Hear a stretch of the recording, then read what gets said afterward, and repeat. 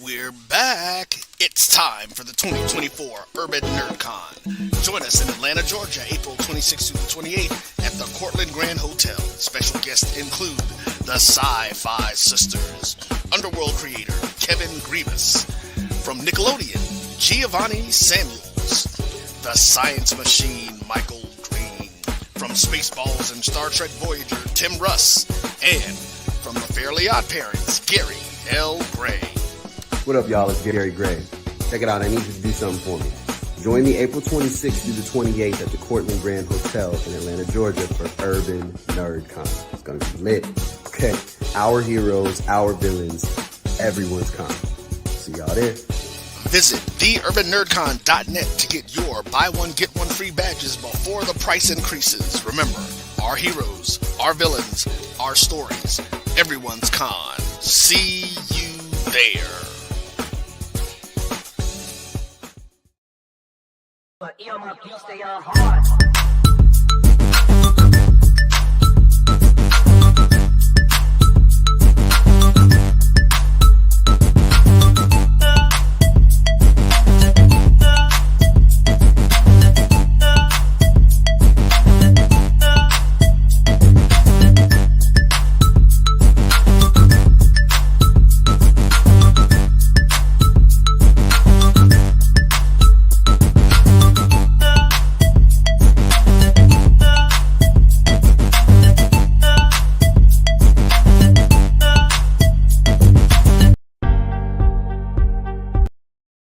But my beats, they are hard.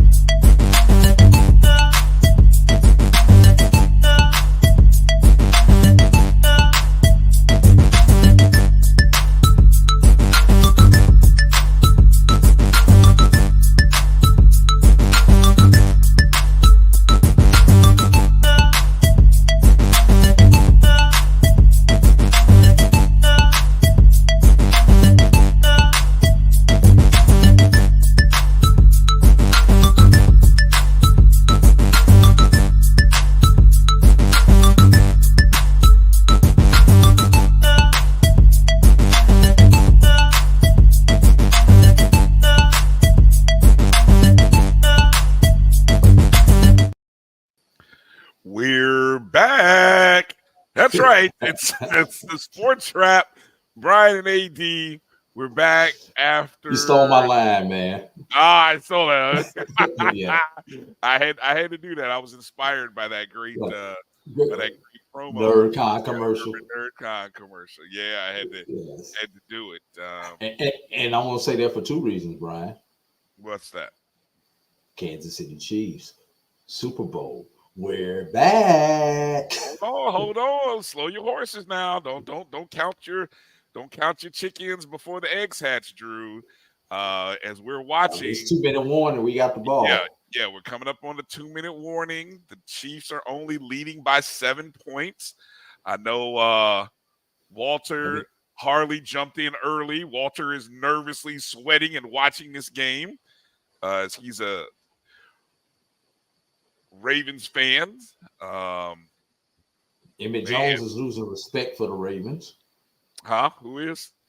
Emmett Jones. Oh, losing respect. Well, look, there's a script. Look, somebody told me that, hey, this NFL football thing is a television show. So just remember that, folks. As you see things play out, I'm starting to buy into it with some people. And when they keep saying that, I used to scoff at it, Drew, and be like, "No, man, whatever." No, hey. Pay attention, man. Speaking of going away from the script, if you watched the BCSN yesterday, man, that's ball game. That's ball game. Did you? Yeah, you're about 15 seconds behind. Yeah, I'm behind you. That's ball game. Lights out. Shut them down, Baltimore. Yeah. Going home, baby. Crab cakes in Cancun for y'all. But did you see the end of the Tuskegee Miles game here on the Black College Sports Network yesterday? I did. Great call by Mo Carter. Do you have the video for that? You got the video you're going to No, I did not clip the video for that one, but We'll show it. We'll show it. Tuskegee won it at the buzzer. Yeah. I saw the clip on that. Great call by Mo Carter. There was a couple of buzzer beaters yesterday in HBCU men's hoops, but it was good. It was good that one was on the network, and I'll pull that. I'll share that in the next feed. Oh, you can refuse to believe that all you want, Edwin. I used to poo-poo it as well. But look, I lived against the Patriots. I watched those years, and then finally the script writers wrote it in and said, "Yeah, we think the Colts have been the Colts and Colts fans have lived through enough. We're gonna let y'all through this time." And then what they did to us a couple of years later, they gave us that BS onside kick crap with the Saints, because the Saints were the great story. I believe in it, man. Don't. And just so ironic that the Patriots won the Super Bowl immediately after 9/11. Of course, against the greatest show on turf. Exactly. I mean, come on. That right there was the start of it. That's when you knew the script writers were working, and they had just left wrestling and gone on over to work in the NFL offices in a closet somewhere. They went a couple blocks over in Manhattan.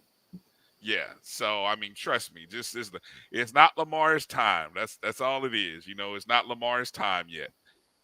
Hey, we got a quarterback of color in the Super Bowl again. And we've increased the number of coaches of color this season. So let's hope that these owners don't do the one and done with these coaches like the last time where we had a bunch of African American coaches. Hey, well, we have. Hey, the positive is so far we haven't seen any retreads. When you see a guy like Bill Belichick not get a job over Raheem Morris, it's like maybe guys are getting a job based on merit and not getting a job based on the poor job that they did. I mean, let's just keep it real, right? Maybe scales are starting to balance, somewhat. So, are they just going to knee? Oh, this knee. Take victory formation. Yeah, victory. All right, how many shots here? I told you we were playing the drinking game. Thankfully, I haven't seen too many shots in the Kelsey suite, but there was at least 3 in the first half. I don't think I've seen any in the second half. You're about to catch a few. So if you're playing along with the Taylor Swift drinking game, get your cups ready, because you're about to go to her about 4 times in the next, I'm going to say, 15 minutes. Get your glasses ready. All right, check your mic, Brian. Check your mic. We got the gist of what you were saying, but check your mic. Look, my mic is going to be popping now. So if you miss me, if you miss something I say, it's just going to happen. Brian, I am going on Amazon when I get some free money. I'll take some free money. Or hey, anybody out there? Not the money.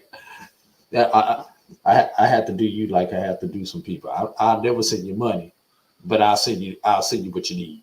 Yeah, send me some equipment. Anybody out there, we'll post something out there, and we'll see if see if I can get some. Hey, anybody want to make some donations? You can always do the super chat thing there on YouTube, on the JBN. Please help that man out. Yeah, come on now. It's not that, is it? Yes, it is. Anyway, let's go through roll call, because we got a lot to talk about today. We got a guest coming up at the bottom of hour 1. Kelvin Rosier, my co-host on the ONG StrikeZone. He's gonna come on the show. One of the longest. We can't call it the longest. So that's the first thing. We can't call it the longest head football coaching search, but it might have been the what's the word? The most chaotic, the most talked about, the most debated coaching search. I don't know. You can flip a coin between FAMU and Texas Southern. Really? Hold on. Let's do a poll. You know what? There's the first thing. Which one was more messy? Is that the question we're asking? Okay. Is that what we're gonna do? Let's see. Which? I mean, I'm just asking because both of them were messy.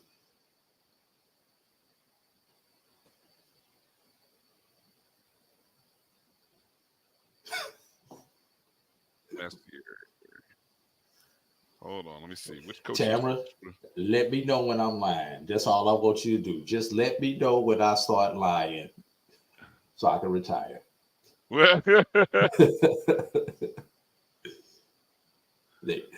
Both these were messy. They were ugly. And you had a lot of unnecessary stuff that went on around both of these coaches' searches, where if communication would have been forthright and forthcoming, neither one of those institutions may have been in the position that they were in. Good point. I'll save it for the guys. All right, let me do a quick roll call here and say hello to a few people. Obviously, condolences, Walter, on your Ravens. Yeah, good season. Lamar Jackson proved people wrong that he was worth every penny that he held out for in the offseason. So props to him. Let me see. Tamara T, appreciate you. Good evening. Good to have you on. Exactly, Edwin. We have ourselves a court. We got ourselves a courtship in Tallahassee. We do. Hello, Demetra. Good to see you. Thank you for coming in. Mary 305. Always glad to have you on. James Austin. He's calling for. He's a conspiracy theorist. I love it. I love the conspiracy theorist.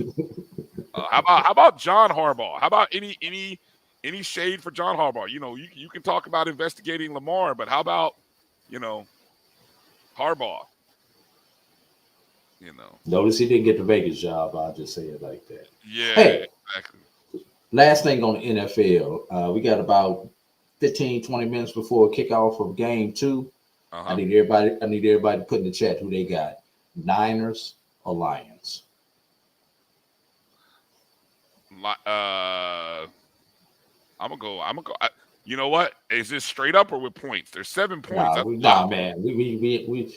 We not asking people to get into all that, Brian. This is just for discussion. I want to know who will the Chiefs be facing in the Super Bowl? Straight up. Up. I'm going Niners or Lions. That's 2 of us, man. I'm going Lions. Oh, really? You're going Lions too? I'm going Lions. I'm going Lions. Yeah. The script. I'm telling you, the script. The Lions so much remind me of 1999 St. Louis.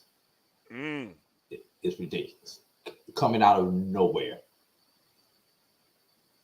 Remind me also of, was it 2009 Saints? Just a team that just rolls out of nowhere. Right. To the Super Bowl. But yeah, I want to know if you got Detroit. And, if Detroit wins, I know we got at least one HBCU player on Detroit, James Houston. So nice to see if he can make it there.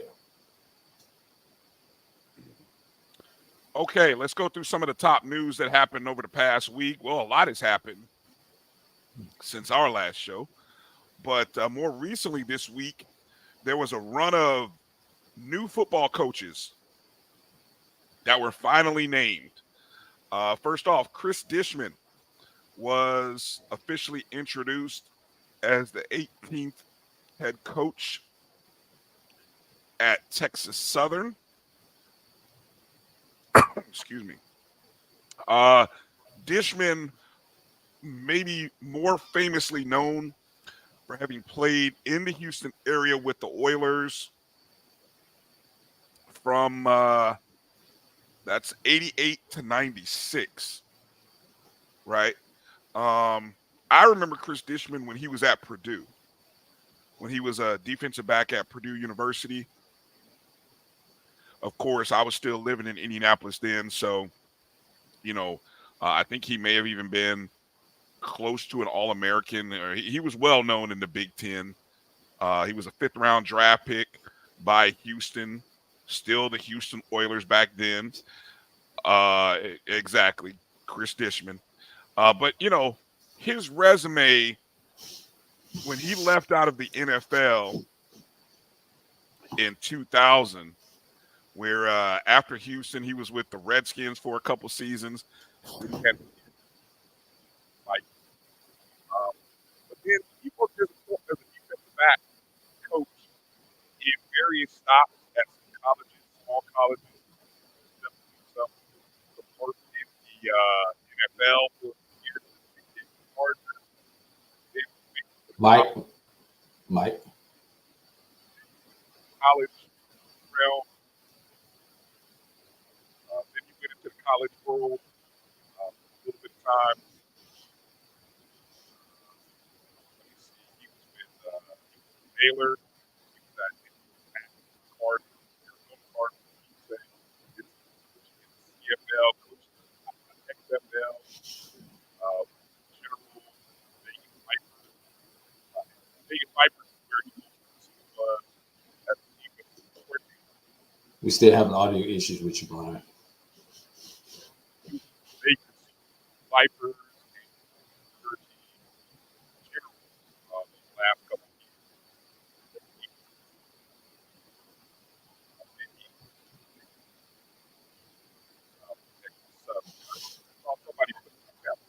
Hey, Bryan, let's go to break because we can't hear you. No, let's not go to break. Our time is all right. How's that now? Any better? Not very little better. Well, there we go. All right. I mean, I didn't do anything. So, but anyway, what I was saying is I really didn't do anything. So, I it's just whatever. Dishman was actually, I think somebody brought up in the chat room, Dishman and Bubba McDowell played together along with Eddie George, right? There it is. No, Eddie Robinson. Bubba McDowell. Eddie Robinson did not play with all of them. The same team. The first three were teammates for 1 year. Eddie George, being the youngest of them, missed somebody. I believe he missed Bubba. I believe Eddie George missed Bubba out of that group. Yes. Gotcha. Okay. Well, like I said, and let's also remember, Aaron McNair was teammates to a couple of those, including Eddie George. Yeah. So all in all, Dr. Kevin Granger, they get their man. Hold on, where's my slide at? I just realized I'm doing all this, Drew. I have my slides. I did all this work in the pregame, and I didn't have my doggone slides ready. Just in case anyone doesn't know who Chris Dishman is. Let's see if I can pull that up real quick. Just tell me your thoughts on the hire, on the decision, Drew, while I pull this up. My thoughts on the decision is finally, man. Honestly, after you screwed Fred McNair over so royally, because he left Alcorn with the intentions, probably agreed in principle and handshake deal that he was going to Texas Southern. So Texas Southern got what they wanted. They wanted someone with an NFL pedigree, and they were not able to get their first choice due to some unfortunate incidents, basically not meeting the minimum qualifications. So they went out and got Chris Dishman. And I will give Chris Dishman credit over the Andre Johnson choice, because Chris Dishman does come with a coaching pedigree and a coaching background, although be it this is his first time as a head coach. He does come in with some type of coaching experience, which means he's going to have coaching contacts. So he should be able to assemble his staff based on his, I believe it's 15 years of coaching, Bryan, if I have that number correct. Yeah. So, he is not, despite the fact he played in the league, he's not coming in like Andre Johnson would have, or even like we talked about with Eddie Robinson a couple of years ago, having never been a coach without that background, those contacts and everything else that would be needed. So, and Eddie Robinson has done a great job in spite of. So let's see what happens with Chris Dishman, and let's see what happens with that SWAC West. As keep in mind, 4 of the 6 schools in the SWAC West will have a first-year head coach next year, and no one. Let me say that again.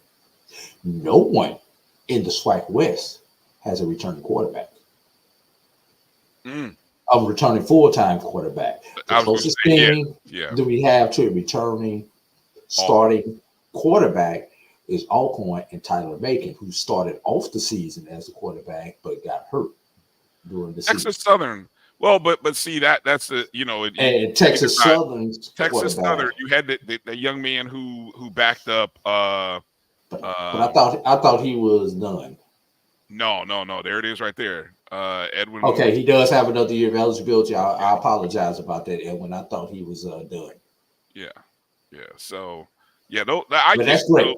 But that's great. That's great. Yeah. Those are your two. I get you. All right. And matter of fact, let me take that one step further. The SWAC is really going to be interesting next year with all of the new coaches. See, you've got 4 on the west side, 1 on the east side with new coaches. If I had the number correct, 5 of the 12 institutions have new coaches. And if we count Texas Southern and Alcorn, we've only got 2 teams with a returning starting quarterback.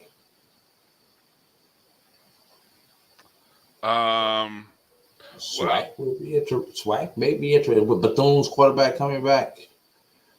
Yeah, I don't. I haven't kept up on Bethune. I have no idea whether quarterback's coming back or not. Jackson State played musical quarterbacks. Body transferred to Alabama State. Southern has a returning quarterback in Noah Bodden. Bodden wasn't the full-time starter last year. Yeah, but okay, let's Southern played musical quarterbacks. I'm saying of a full-time. Southern had 4 quarterbacks last year. Exactly, but okay, let's. So that's why I can't rephrase it and say quarter. I think you got to rephrase it as quarterbacks that have game experience. How about that? Then that's a little bit different. But heck, I come in mop-up duty and have game experience. Quarterbacks who have started a game. Who have started 6 games or more. Oh, hell no, 6 games. Come on, man. That's half the season. That's half the season. That's asking a lot. Anyway. Okay, if you play more than 4 games, it counts against your eligibility. So let's go with 4. I'll agree with you there. Okay, I'll agree with you. 4 or more games. All right, that's fair. Let me move over to another story.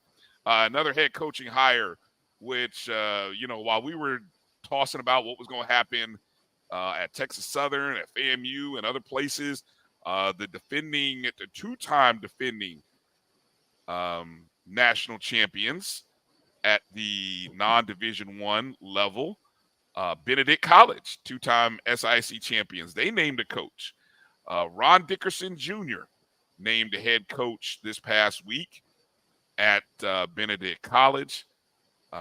Dickerson comes from, he's the son of Ron Dickerson Sr., who was once a head coach at Temple University and at Alabama State. But the last couple years, Coach Dickerson Jr. was working at the University of West Florida with the Argonauts. They were back-to-back Gulf South Conference champions. They had a 20-6 record over that time, went to the D2 national semifinals in 22. He served as the OC, the offensive coordinator, and wide receivers coach this past year, where the Argos were 17th in the nation in passing offense, 20th in total offense. So he had a pretty good run, and I think Drew, it's a great hire for Benedict. They get someone who has a history and has some offensive chops, at the level that they play at, and you know, his family, he and his family, there's a little bit of HBCU ties previously. But I think this is a good hire for Benedict. And, you know, this was one of those hires that was a little bit under the radar with all of the discussion going on at other schools. What's your thoughts on Ron Dickerson Jr.? I mean, it's going to be interesting, but when you take over a program that for the last couple of years on the level of Benedict, unfortunately for Dickerson, you have nowhere to go but now. And that's what makes it tough for a coach taking over a program that has built up the expectations to the level that Benedict has for the last couple of years. No one remembers that Benedict was everybody's homecoming date up until 2 years ago. And that first year when they went undefeated, they were on 4 homecoming schedules. And you're not on homecoming schedules most of the time unless you're at that level where everybody thinks they're going to get a dub.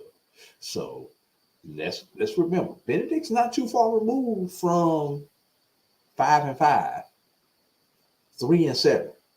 So do I expect Benedict to take a step back? Yes. Do I expect Benedict to take a step back to the 3-7 days? No, I don't expect him to take a step back. But Bryan, you went 10-0 2 years in a row. I mean, right.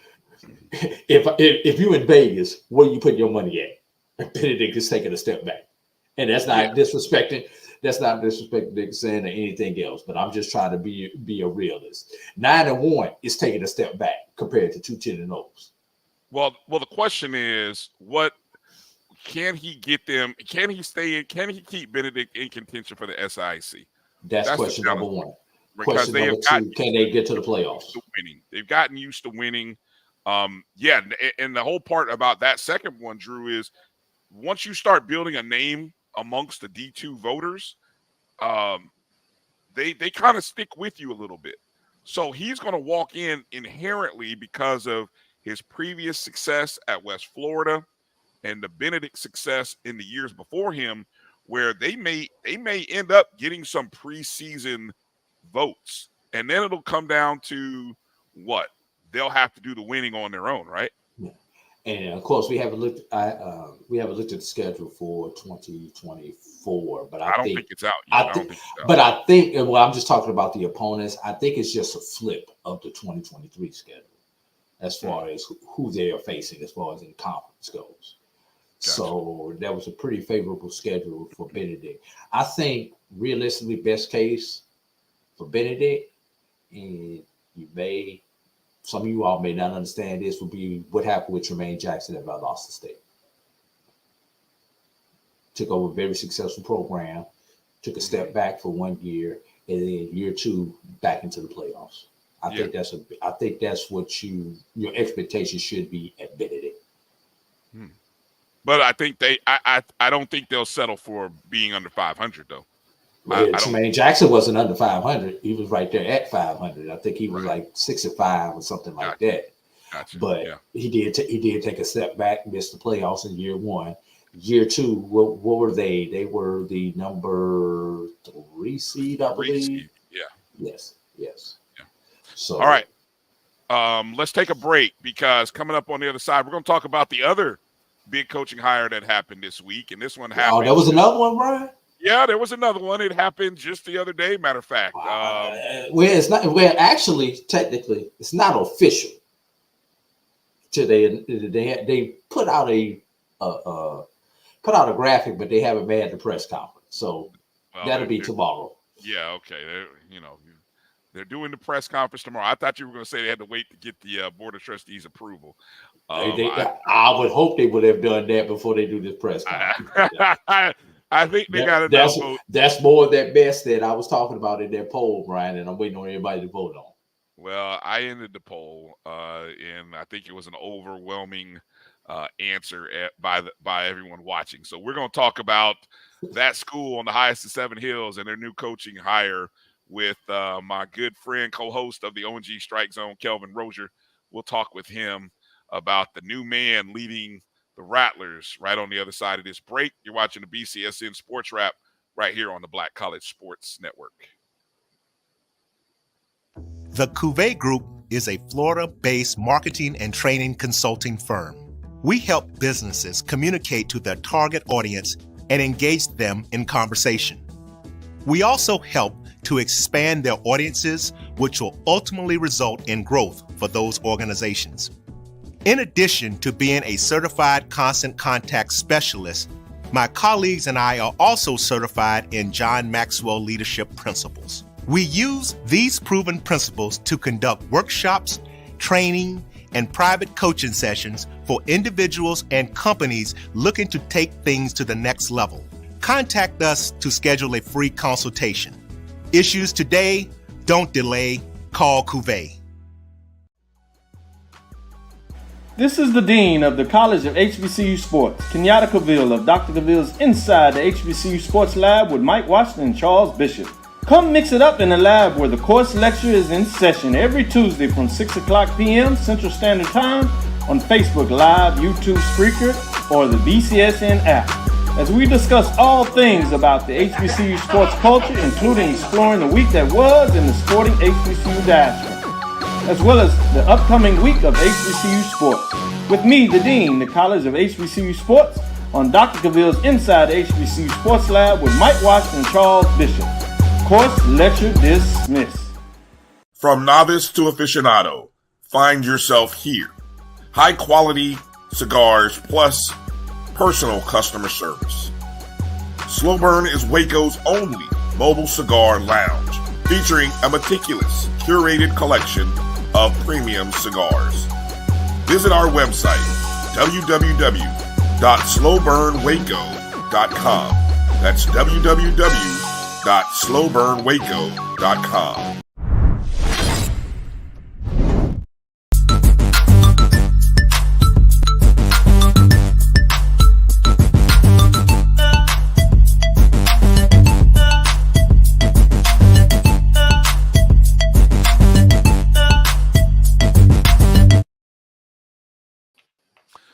All right, welcome back to the BCSN SportsWrap. I almost said the I thought it was ONG StrikeZone. I almost said it. And I was filling in for Marcus. Well, you are in that spot. Bryan and A.D here. Joining us is our good friend Kelvin Rosier of the ONG StrikeZone. Appears every Wednesday right here on the Black College Sports Network, where Kelvin, Marcus Green, and I always talk about what's going on with Florida A&M University athletics. Kelvin, how are you feeling? How are you doing tonight, Rattler? What's up, champ? What's up, champ? champions? I'm back to champions now, baby. Feeling good, right? I'm feeling better. I'm not feeling good, but I'm feeling better. Yeah. I'm feeling like a champion. Well, in a week in which a lot of we were just talking about in the earlier segment, Chris Dishman introduced as the head coach at Texas Southern, Benedict, Ron Dickerson Jr., and then FAMU makes it official. James Colsey III is officially the man at FAMU. Man, Kelvin, it took 25 days, 20, well, technically, maybe you could say 26 days to get here, where we probably should have been from Jump Street. What's your thoughts? Yeah, we should have been here the day after Willie left, to be frank. You know, we wasted some money, first of all, with this whole search firm process just to go with an in-house hire. This was a great decision for this reason, right? I was very impressed, by the way. Not that it was a surprise to me. FAMU is an attractive job. We defending champions. We got a loaded team. We're in a state with no taxes. So I expected quality candidates to apply once we went with a search firm. But this particular hire is important because of the totality of where we are, right? Is Colsey the most qualified or the most sexiest pick, given the pool and given even candidates on staff, to be frank? Probably not. But he's the solid and a good fit because those of us who are tuned into our university and to our team and into Rattler Nation understood that the glue to keep all this together, this whole championship talk, was keeping having an internal hire at the end of the day. And if you watch the reports, if you watch the response from the team, they're ecstatic about it. You know, we had a couple of starters who were in a portal. I know that one was, I don't think it's officially been announced yet, but one of them who had legitimate D1 offers is withdrawn from the portal. I anticipate the second one to do so also. Nice. And then you know, we had a couple of commits that fell by the wayside. Where I understand one of those Florida State commits are back in play and on campus. So we understood. Well, you know, you had a lot of chatter from the outside. We understood what the big vision was, and the running back and what that meant. And so now this gives us an opportunity to stop the bleeding, so to speak. You know, you won't like we watched what happened to Jackson State when Dion jumped out there, and then because those kids were part of the program, but they were there for Dion, not necessarily Jackson State. Luckily for us, we had just the opposite. Our kids were there. They love Coach Simmons and his staff, but they were there, they had FAMU for FAMU, and they love Rattler Nation. So we were able to, while we went through this process, we were able to kind of keep everybody in play for the most part. You know, we did have Griffey who ended up leaving. You know, but outside of that, you know, everybody else is still in play for the most part. So I'm excited about the hire, and there's no absolute. We can't say that, you know, we're gonna run through the SWAC and go undefeated next year, but we damn sure gonna have a chance. I trust this staff collectively. That's the other thing. I think having Coach Cozy in play gives us a chance to keep the entire staff together. You know, there's still some chatter about a couple of folks, has nothing to do with Coach Cozy, but I think we got a legitimate shot because people trust him and Rattler Nation. You know, we're gonna do what we do. We rally. And the last thing I have to say this, Brian, I've seen some people gloating and boasting and so forth, you know, because there was a lot of outside folks talking a lot of noise to Rattler Nation. I think this is a teachable moment for HBCUs in general. You don't have to be quiet and you don't have to be uninvolved and accept that someone who has a title who may or may not be qualified to make a decision, or they just decide to make a terrible decision, and you got to accept it and still support it. Rattler Nation show you how it's done, baby. I told you on the ONG for weeks. I believe in Rattler Nation. I got some calls. And people reminded me, man. They kept them receipts. I said, no, you kept telling us. Trust Rattler Nation. I'm telling you. So honestly, this is how the big boys do it too, frankly. Now they of course do it on their level. It ain't the same scalability. Yeah. It ain't the same scalability. But that's how winning tradition programs do it. You know, they do it together. You know, the president, AD don't do it by themselves. And so at the end of the day, we got where we need to be for now. I think what's also important. Kelvin, hold up. Kelvin, no, correct me if I'm wrong. Griffey left while Simmons was still there, if I remember that correctly. Yeah, he jumped in the port in December, early December. Okay. Well, that's what mid December. And that was a playing time thing. I think Griffey was stuck on special teams, and I think he wanted to get some actual playing time in the secondary. Drew, yes, sir.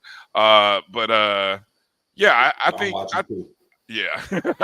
I think I think that's what that was about. But let me ask this, Kelvin, because I got a thought. Touchdown, Detroit. Yeah, I got a thought that the name. Okay, so before we get into talking about the search committee, the search firm, and the names that got released anyway, but if you believe what's out there or believe what we can sort of confirm, that 4 of the candidates were internal, and the external was Fred McNair. If you believe that, I've kind of heard some people say that the finances to want to bring Fred McNair, that there was opportunities that the DSOs, the support organizations, weren't going to give the money to bring in Fred McNair. Have you heard anything similar to that? Meaning the DSOs are basically telling anybody who would listen that, look, here's your options. you essentially have 4 names to choose from. Which one of the 4 are you going to choose from? If you want anything over that 200, right? Yes, if you want anything over that 200,000, yes. It's 250 now. It's 250 this year. Last year, but yeah. But if you watch the search committee process, it was real clear. I mean, absolutely, that was the stance, right? We want to go internal. We understand that, from a compensation standpoint, there's some big names included, but which we're not sure we're gonna be able to negotiate in good faith and get that. And then I think the players, frankly, they were really vocal about having an internal candidate, and everybody was on the same page. That's my thing. Outside of the daggone president, outside of the president AD, everybody was on the same page pretty much.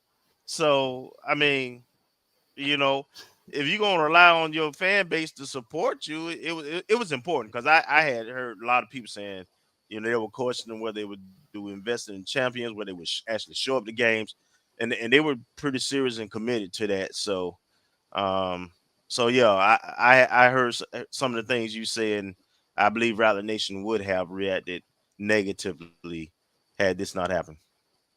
And Drew, I'll even pose this to you as well. What I find interesting listening to other people outside, and again, every culture at every HBCU is different, and I don't profess to know every culture. And I'll be honest, I think what I have learned in this process, as someone who, we talk about all HBCU sports, the biggest thing I think that any talking head, journalist, writer, reporter, understand that fan base. Now, whether you agree or disagree with, how they do things or how they roll, right?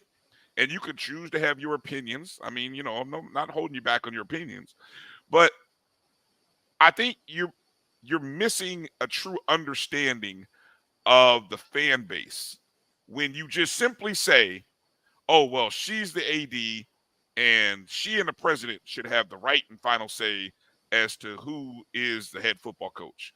And I would think, that may work in some places, but in other places, that you could go look at the history and say that's not how it should roll. So I think the biggest learning point for me is, as future searches come up, I'm not going to be so quick to be judgmental of fan bases that may say, yeah, I don't think that guy's a good fit. I mean, for example, I could point to a great article and interview regarding potentially Hugh Jackson going to Morehouse as a great example. And that's coming from an alum. And I think we as outsiders, when you're outside of that network, listen to the people who are in it. Hear their passion. Hear what they are passionate about. Hear the why. Instead of just making a blanket statement and trying to sell that as, oh, you Rattlers are crazy, or, oh, you Rattlers ought to just go ahead and have a board and let a board make all the doggone decisions. Well, that's not what we're fussing and screaming and kicking about. But if that's what you want to think, then okay. So I don't know. You care to comment on that, Drew, or any thoughts there? Get a piece of that. Yeah, please. Get a piece of that. Please. Technically, you are correct in the decision rests with the athletic director and the president. yes, you are correct. They should be making the decision. But also, how they say, you got to make your bed and lie in it. They also have to keep that in mind when they go with a decision that is so far left of what the masses want. Because, like on December 29th, there's going to come a time where you're going to ask your DSOs for some assistance. Mm-hmm. And if you're going to continue to go left, they're not going to support you.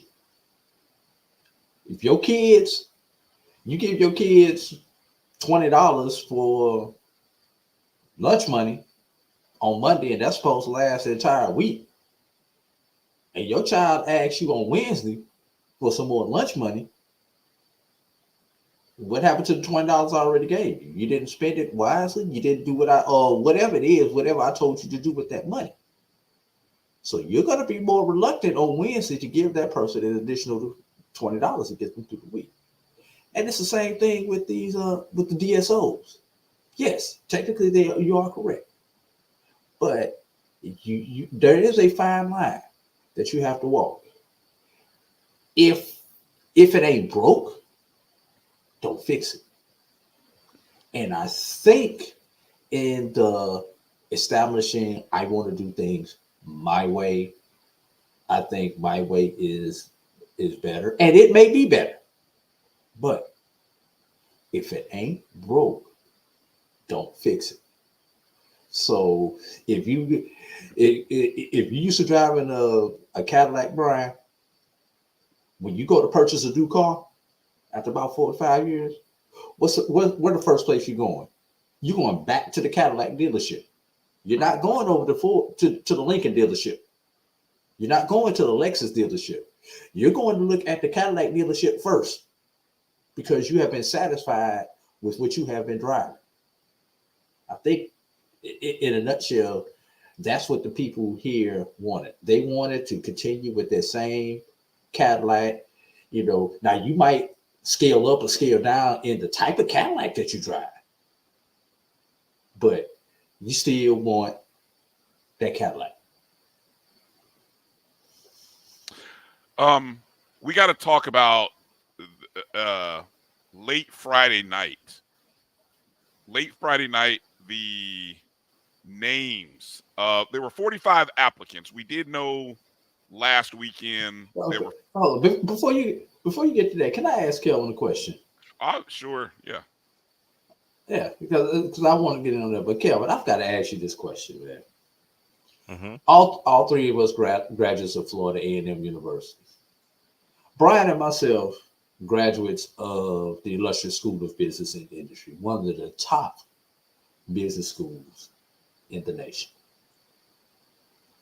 But nowhere did Dr. Sybil C. Mobley ever have on the curriculum or a course that I took where you go and spend $50,000 on a search committee to tell you that the best candidate that you have is internal, and of the candidates that you've already had, you already named him the interim as soon as the other coach left.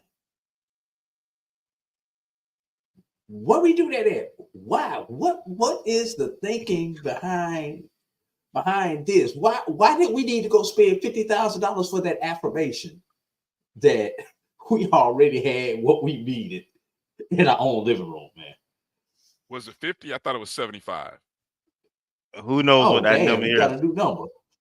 Yeah, who knows what the number is? We'll know with Sunshine Law. We'll know sooner or later. It's only 3 or 4 days of work. But to answer your question, beauty lies in the eye of the beholder. So I believe that our administration thought that they could outmaneuver Rattler Nation. I think that's what it really was about. The fact that, they had went left in the reaction from the Rattler community at large was so so vigorous and immediate that, you know, it was like, well, we got to figure out a way to get where we trying to get to.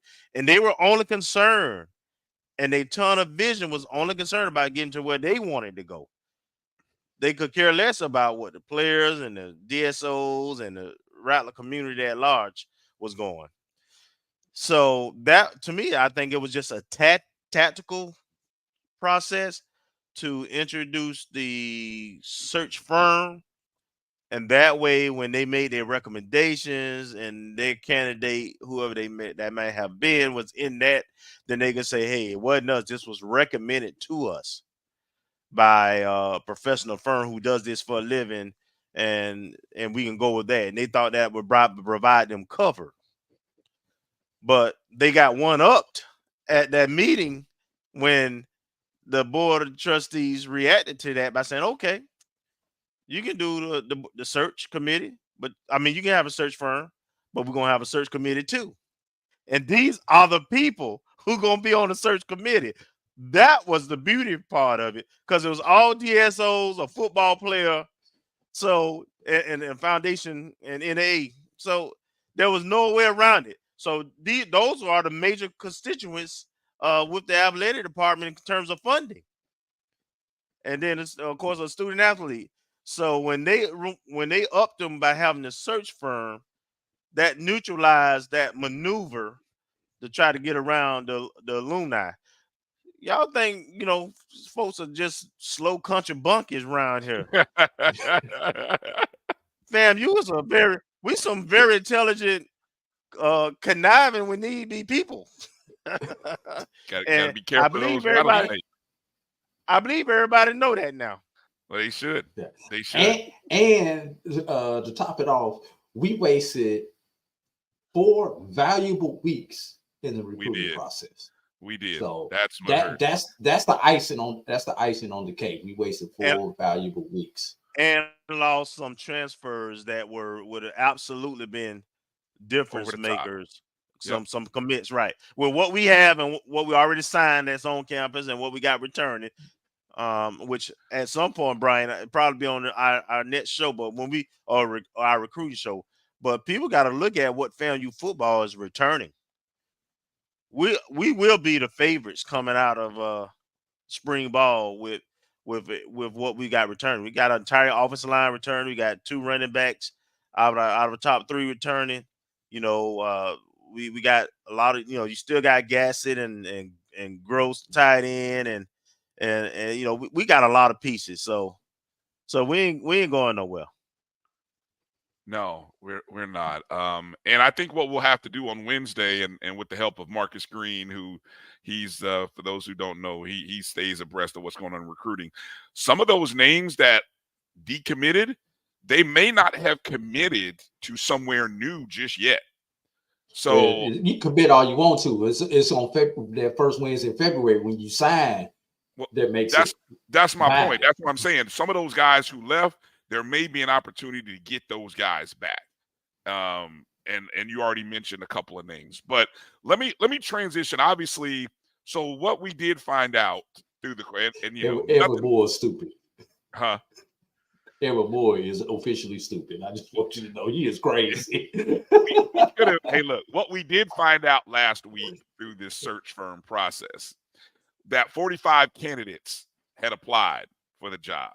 And if anybody watched that live meeting, okay, last week, okay, so they did the whole number versus name thing, and then they talked in code, which really you can kind of break down the code and maybe you can kind of figure out who the names were. Then late Friday night or early Saturday morning, I don't know, depending upon when you saw it, the actual list of 45 names hit the waves. Now, I'm not going to say who I saw it from, but I will say it was from somebody outside the family, okay? And, you know, somebody who loves to sprinkle, you know, just took glee out of the fact that, oh, you Rattlers, boy, y'all can't keep nothing quiet. Can't do it anyway. But so we're not going to talk on that. Okay, you can figure it out on your own. But the list was out there. And what I found interesting about the list, so basing the list that was released with the names that the search firm tried to express as candidates to the committee. You had former head coach, SWAC champion in Fred McNair. Obviously, you had James Colsey. You had a current XFL head coach who also had won an HBCU national championship, had a successful run at 2 different schools in Reggie Barlow. You also had supposedly a current head coach at Valdosta State, Jermaine Jackson. And then you had an NFL assistant coach in Van Malone, who I think Malone was with the is he currently with Kansas State? Let me see. Hold on. I'll tell you exactly. Yeah, Kansas State. So. Kansas State. And then for good measure, you had, let me see, 42. You had two other recommendations. This was a trip. They recommended a director of high school and community relations coach at Michigan State. I'm just going to let that sit there on its own. And another head coach from out of the XFL. So in all, they gave FAMU 7 names and said, hey, these are the 7 names that you all ought to take. And then the committee turned around and said, nah, we like 1, 2, 3, 4, the 4 internals. And yeah, if you want to give us Fred McNair, we just have to have a 5th. We'll take Fred McNair. But the search firm really wanted to push Reggie Barlow. The committee wouldn't take Reggie Barlow. They didn't. For whatever reason, they chose Fred McNair over Reggie Barlow. But just in looking at the list in general, I was interested in the fact that you had 3 XFL head coaches that were part of it. That was interesting. You had some former head coaches around the SWAC that were a part of the list. You know, Rod Reed from Tennessee State. I thought Rod Reed was quite interesting. Terry Sims, former Bethune-Cookman head coach, was part of this mix as well. Mike Minter. Mike Minter, yes, was also a part of this as well. You had some names such as Kennard Lane from North Carolina A&T. I remember Kennard, of course, he worked down here in the Orlando market. It was quite an impressive list. Reginald Ruffin, athletic director. Reginald Ruffin, was part of this. So I know Drew wants to touch on this topic, but does the releasing of the list bother you in any way, Kelvin? And when you look at the names, and that maybe is part 2. We'll let Kelvin go first, Drew. I know it bothers you. So first question is, to what level? We had a whole 20-minute conversation about it earlier. The releasing of the names bother you? And then maybe if you would, what impressed you about it? And so I just looked at my time, so I want to do this. I want you back for the next segment. Let me take a break. And then that's where we're going to answer and come back in the next segment and talk about that list and just your thoughts. And I know Drew's got thoughts on it as well. So hang tight. You're watching the BCSN SportsWrap. We'll be back in just a moment right here on the Black College Sports Network. Hey, what's up, everybody? My name is Amber May, and I'm a voice actor out here in Los Angeles. I'm the voice of Dia in Genshin Impact, Yenching in Honkai Star Rail, the narrator in Comey Can't Communicate, and I also voice Brooklyn Barbie in the movie Barbie Big City Big Dreams. I'm here to let you know that I'm going to be a guest this year at Urban NerdCon in Atlanta. Yeah, woo! That's going to be April 26th through the 28th at the... where are we going again? It's going to be at the Cortland Grand Hotel in Atlanta, Georgia. So, if you're a Genshin Impact fan, a MiHoYo fan, and you live on the East Coast, you got no excuse. Come see me. Urban NerdCon. Our heroes, our villains, our stories. Come on down. Let's do it. Let's get it on. Ugh. TheUrbanNerdCon.net to get your buy one, get one free badges before the price increases. Remember, our heroes, our villains, our stories, everyone's con. See you there.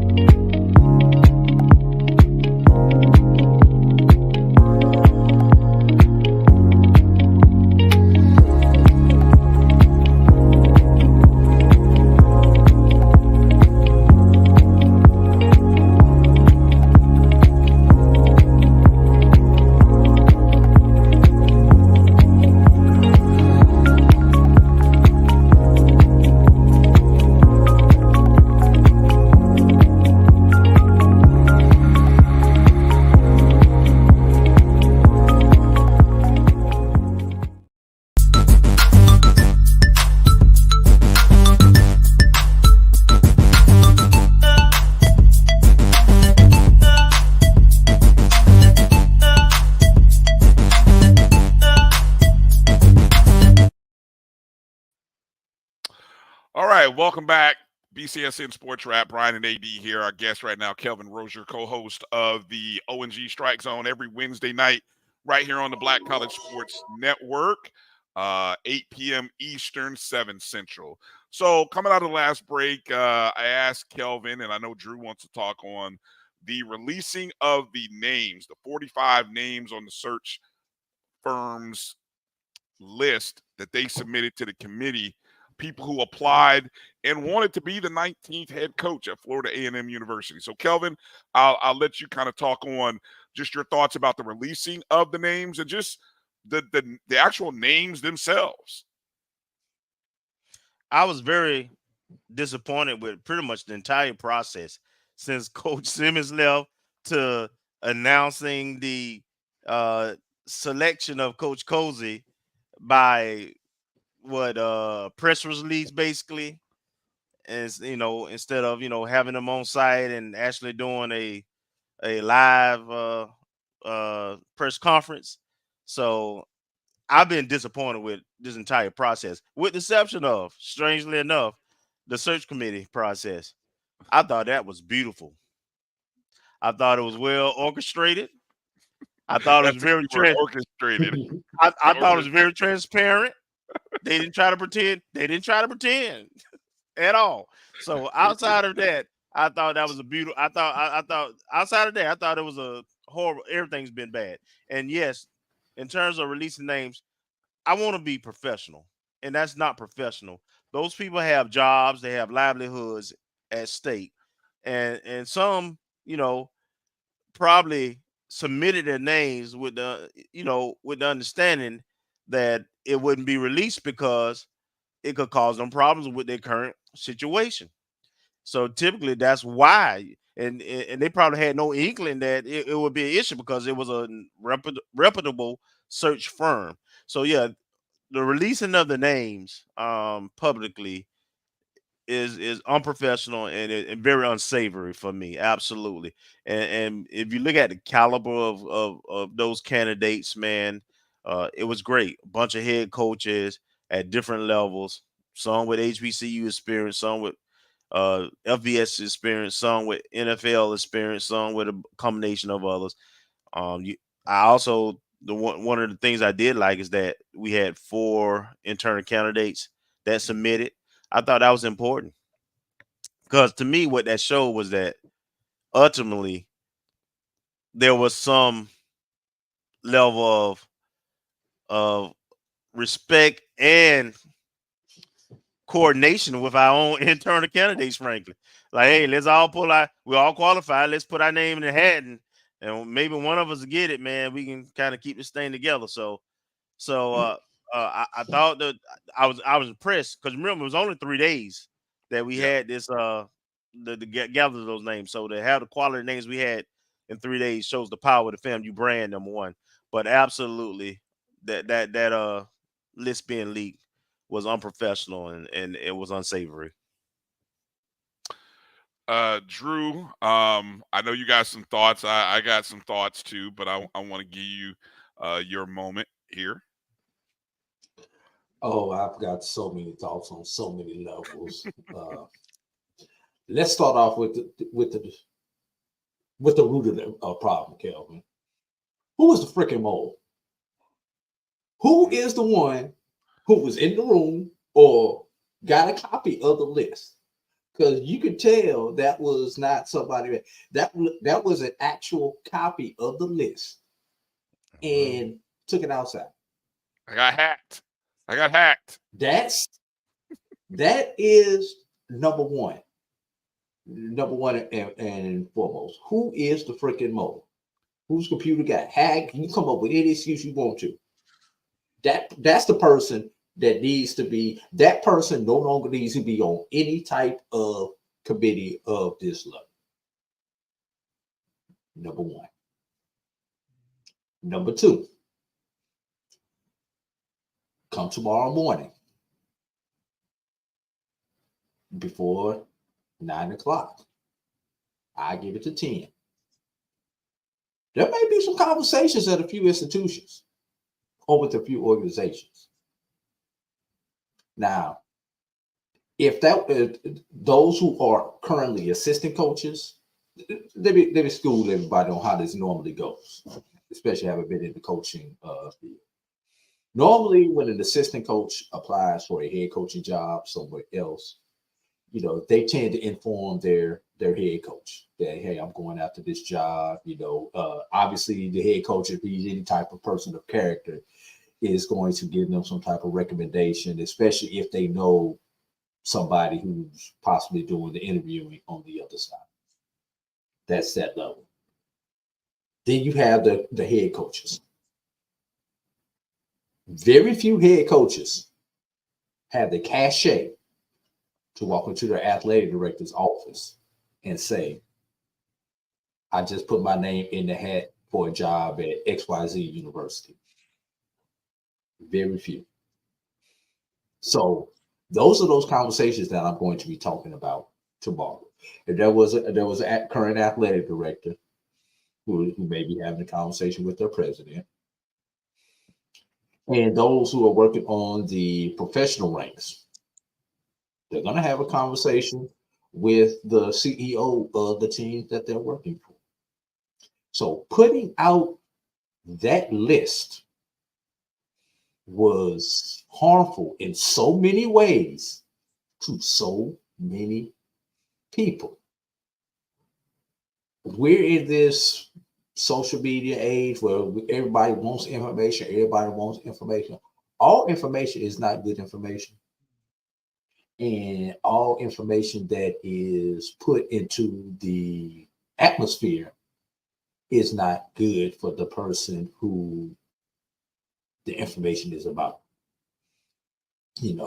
So I am very highly disappointed that list was released in that way. And then there's the third level of this. As a member of the media, and I know I have gotten sensitive information from sources. When I get that type of information, I have to do some soul searching and some serious evaluation. Why is this person giving me this information? Are they trying to sabotage somebody or trying to sabotage a process? That's number one. Number two, should I release this information? Because if I release this information and I get this from a anonymous source, it may be very easy for the people to figure out who my anonymous source is.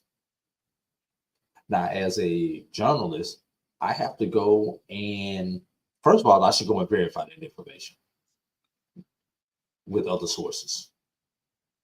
How do we know that that is the actual list?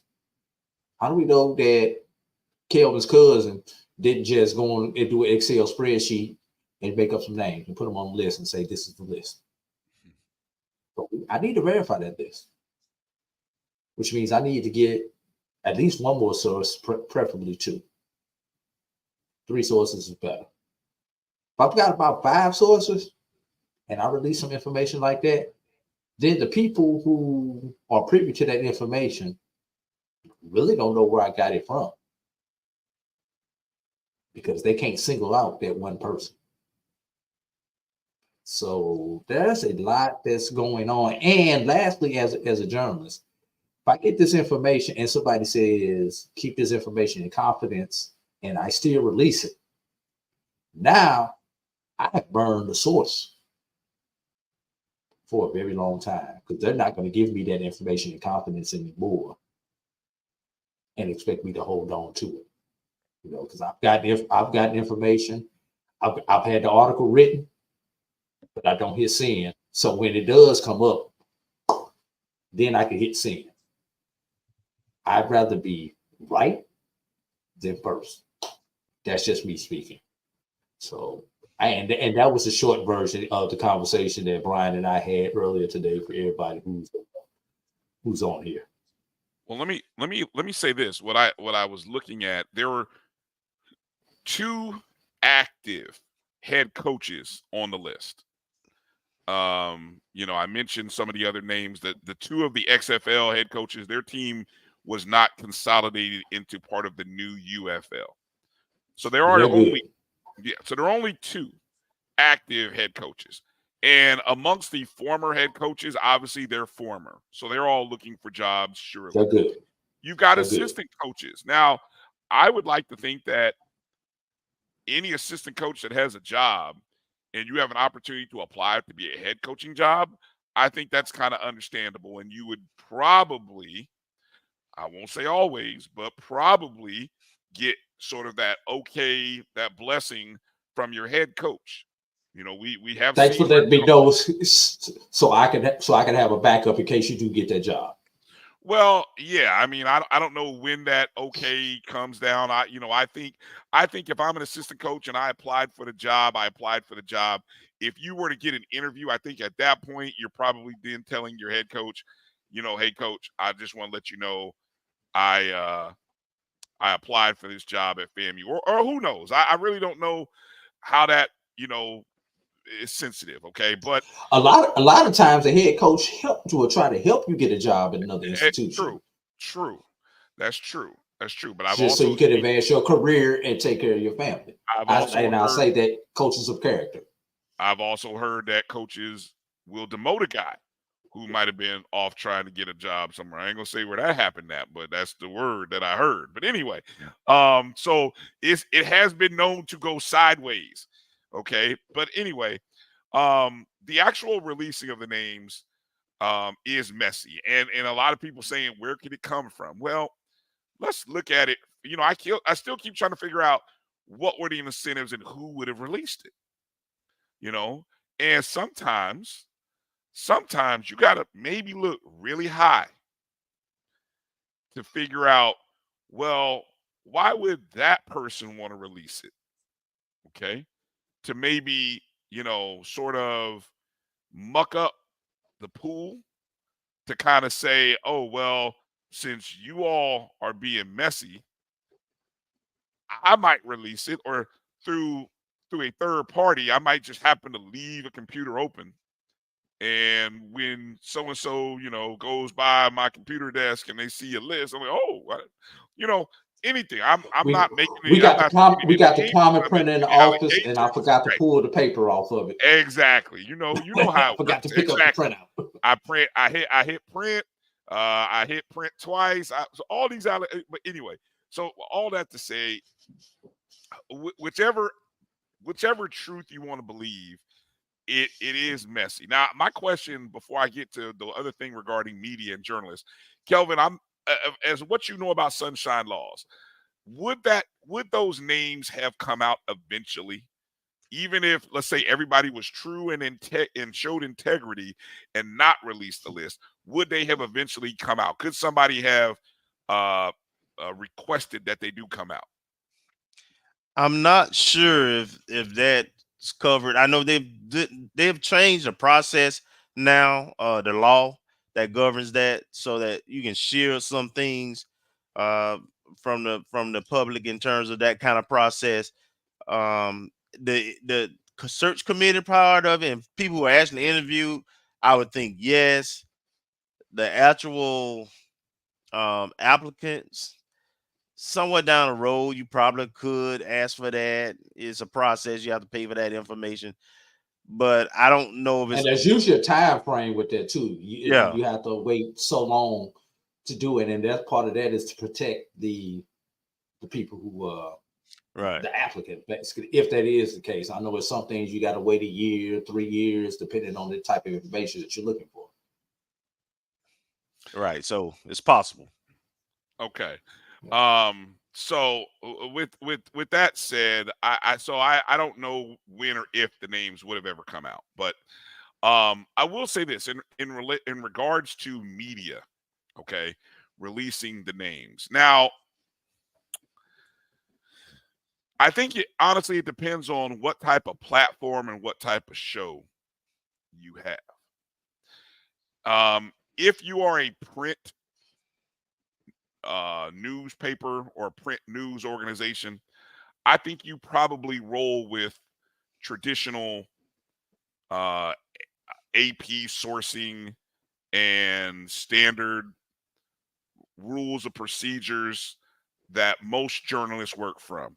Where if you would have been given this list, you know, let's just say, I'm just going to stick to what I said. Okay. If I worked at a newspaper and I were given this list, so I'm looking at the list like, I'm probably contacting individual people individually, not their bosses, but individually, saying, hey, I saw your name was on the list for consideration for this job. Would you care to comment? And probably go so far as going off the record.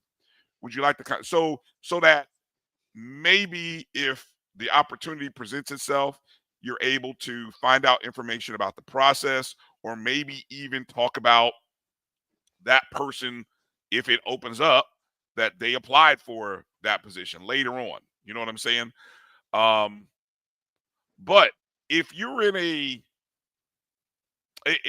a situation where, or your job or your network or your streaming platform is all about news and information that's current, that's relative, that is now clickable, you know, whatever you want to use, then posting and putting that information out there gets people talking. Okay. And so I think you have to redefine this whole, and look, I'm not in the journalism schools these days, so don't get me here. I think though you have to, the whole real journalist thing, you know, them boys, I think look, there's a different type of media today. Media is different. Media is instant. I don't have any, and I'm saying this, I wouldn't have done it, but I have no problem with, as bad as it is for those individuals, and I hate it for those individuals. I don't have a problem with an entity wanting to post names in real time because it generates conversation, it generates topic, it generates interest. Now, the good and bad of that is not my concern, because at the end of the day, like you just said, Drew, who is the party to blame and who's the party to look at? It's what? The person who released it. It's the mole. Or maybe even like you said, Kelvin, the whole process in itself was flawed. Okay? Those are the real villains. Me as the entity, me as, you know, I'm going to say BNN, you know, Bryan News Network. I'm not the guilty party for releasing this information out in the I thought the streets. B was for something else. Well, come on now. I'm not the bad guy because I put the information out there, right? Right? I'm not the bad. I shouldn't be the bad guy. I really shouldn't. Okay. So I mean, I just, you know, I don't think it's, and I, you know, so I think we got to be careful about, you know, jumping on the messenger when you could really jump on the message or the person who controls the message. Don't, what's that old saying? Don't shoot the messenger. That's just my two. Yeah. Hey, Brian. Yeah. Well, we got Kelvin on here. I got a question I want to get to with him. See if he can help us decipher some numbers, man. Go ahead. All right, Kelvin. Maybe you can help me figure this out. Thus far, we have had 12 open football head coach searches this offseason. 12. 10 of those have been filled thus far. And if you quickly want to go, I'll quickly go down the names. Alcorn, Allen, Benedict, Clark Atlanta, Florida A&M, Grambling, Lincoln of Missouri, Morehouse, South Carolina State, Southern, St. Augustine's, and Texas Southern, with Morehouse and St. Augustine's still open. So, of the 10 that have been filled, it has taken our institutions, our HBCU institutions, an average of 27.5 days to fill their vacancies. I'm going to take that one step further. Only 2 of the 10 jobs have been filled in less than 3 weeks. Why is that? That's easy. And it's damn. Yeah. I'm ready for this. That's a softball there. And it falls into two. It falls into 2 counts, but they, it's pretty much applicable to most HBCUs. 1, money. Typically, none of our HBCUs have a budget set aside to replace people. I think we're losing. Hold on. We're here, Brian. It might be your internet. Oh, it might have been me. I'm sorry. Keep going. Okay. Okay. So typically, when a coach leave unexpectedly or expectedly, we don't have a bucket of money sitting around to be able to pay that coach immediately off and his staff. So a lot of times you got the financial side of it, nor do we have the money already sitting in place to actually replace that coach. But how the head coach usually, and his assistants, if they leave, they've got leave time and benefits that have to be paid out. And they're sitting on a actual line. And in order to hire somebody else on that line, you have to clear out what's owed to the person who's on that line before you can put somebody else new on that line. So a lot of times that's number one, financially. Then the second part is administratively. We've got a lot of influencers. We got a lot of stakeholders.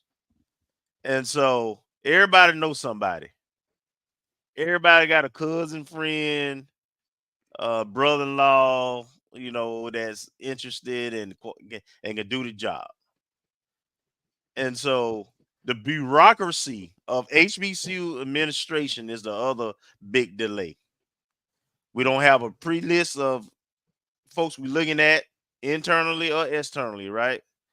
Even when we know we're finna get rid of people, we still don't, for whatever reason, have a short list established where this is my go-to folks, and all I gotta do is take this list to my DSOs, whoever my constituency is, say, hey, this is what we're looking at. This is my recommendation. How do we feel about this? And then let's pull the trigger. So it's budget, and then it's the bureaucracy of HBCU administration, particularly when it comes to athletics. We're bad at the business and the operations of athletics.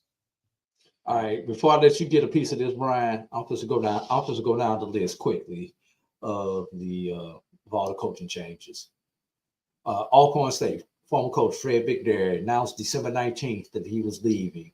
Cedric Thomas was announced the same day. The best at it, 0 days when they said one was leaving, the other coach was right there. Alcorn State, of all schools who got it right. Of all schools who got it right. is Alcorn State. Allen. But hold on, can I add something about the Alcorn State thing? And he was, besides the fact that he was an internal hire.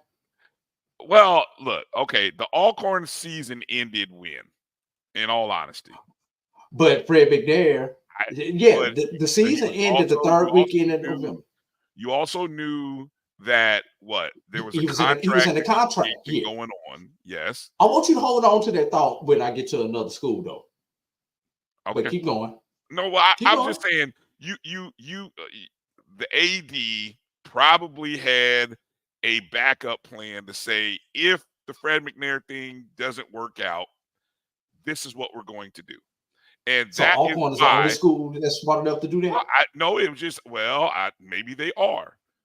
But that's how you go from a 0 day, as we've seen at other schools very recently, but non-HBCUs, when you have a plan in place in the event that the word is your coach may leave, okay, what's my plan when that happens? All right, okay, here we go. Ahead. I'm sorry. There you go.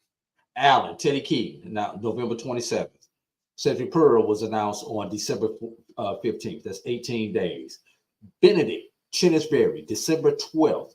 Ron Dickerson Jr. named January 25th, 44 days. Clark Atlanta. Richard Moncrief, who was serving as the interim, was November 5th. And for the interims, I'm using the end of the season, the day after the last game of the season for people in those positions as my date of reference.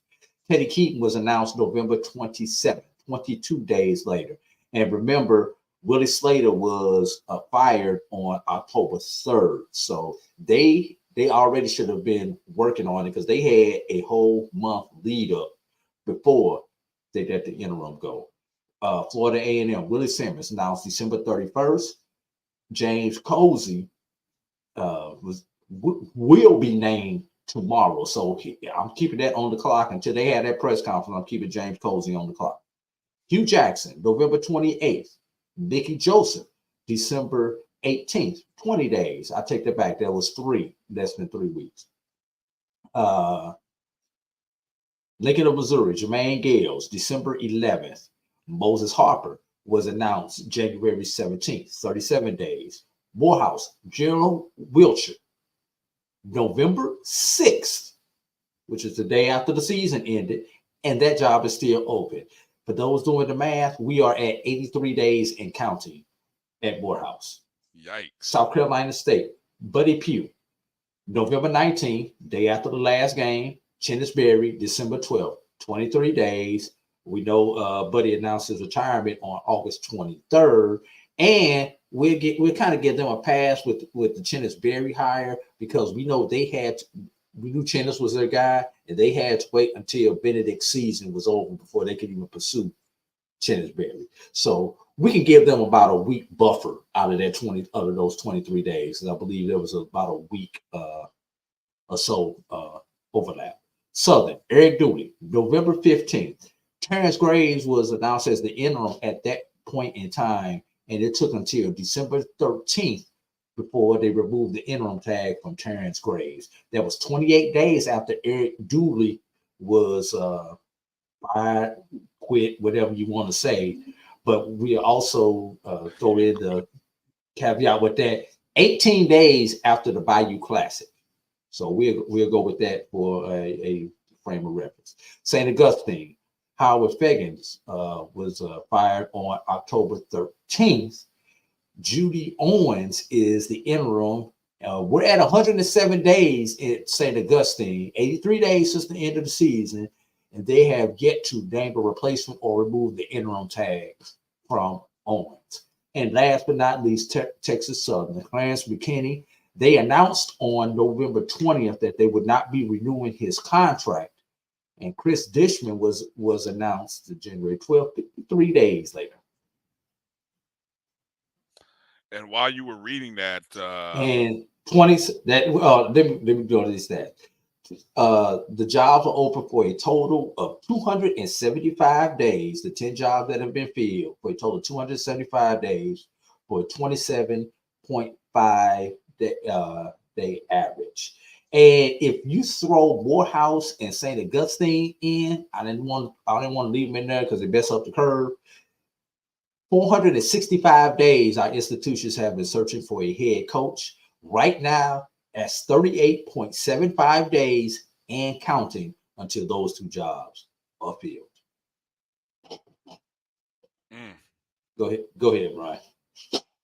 Well, okay, so and I'm just going back and looking, and it makes sense. I mean, I think everything, everything you said, but I also think, given what Kelvin said about the resources, you are playing a game of finding your guy, and I think also what should be considered is how many of these programs were really you got programs where you had coaches retired or stepped away, as in the case of South Carolina State, Florida A&M. Florida, well, coaches I retired or stepped away. Florida A&M's coach stepped away. Buddy Pugh retired. No, he took another job. There's a difference. He stepped away, Drew. He stepped away from the current job. Whatever the reason is, he stepped away from it voluntarily.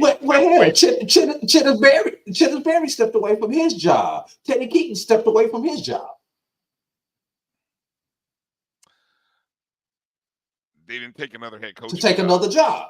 Okay, but not three of those people on that list left their current institution to take a job at another institution.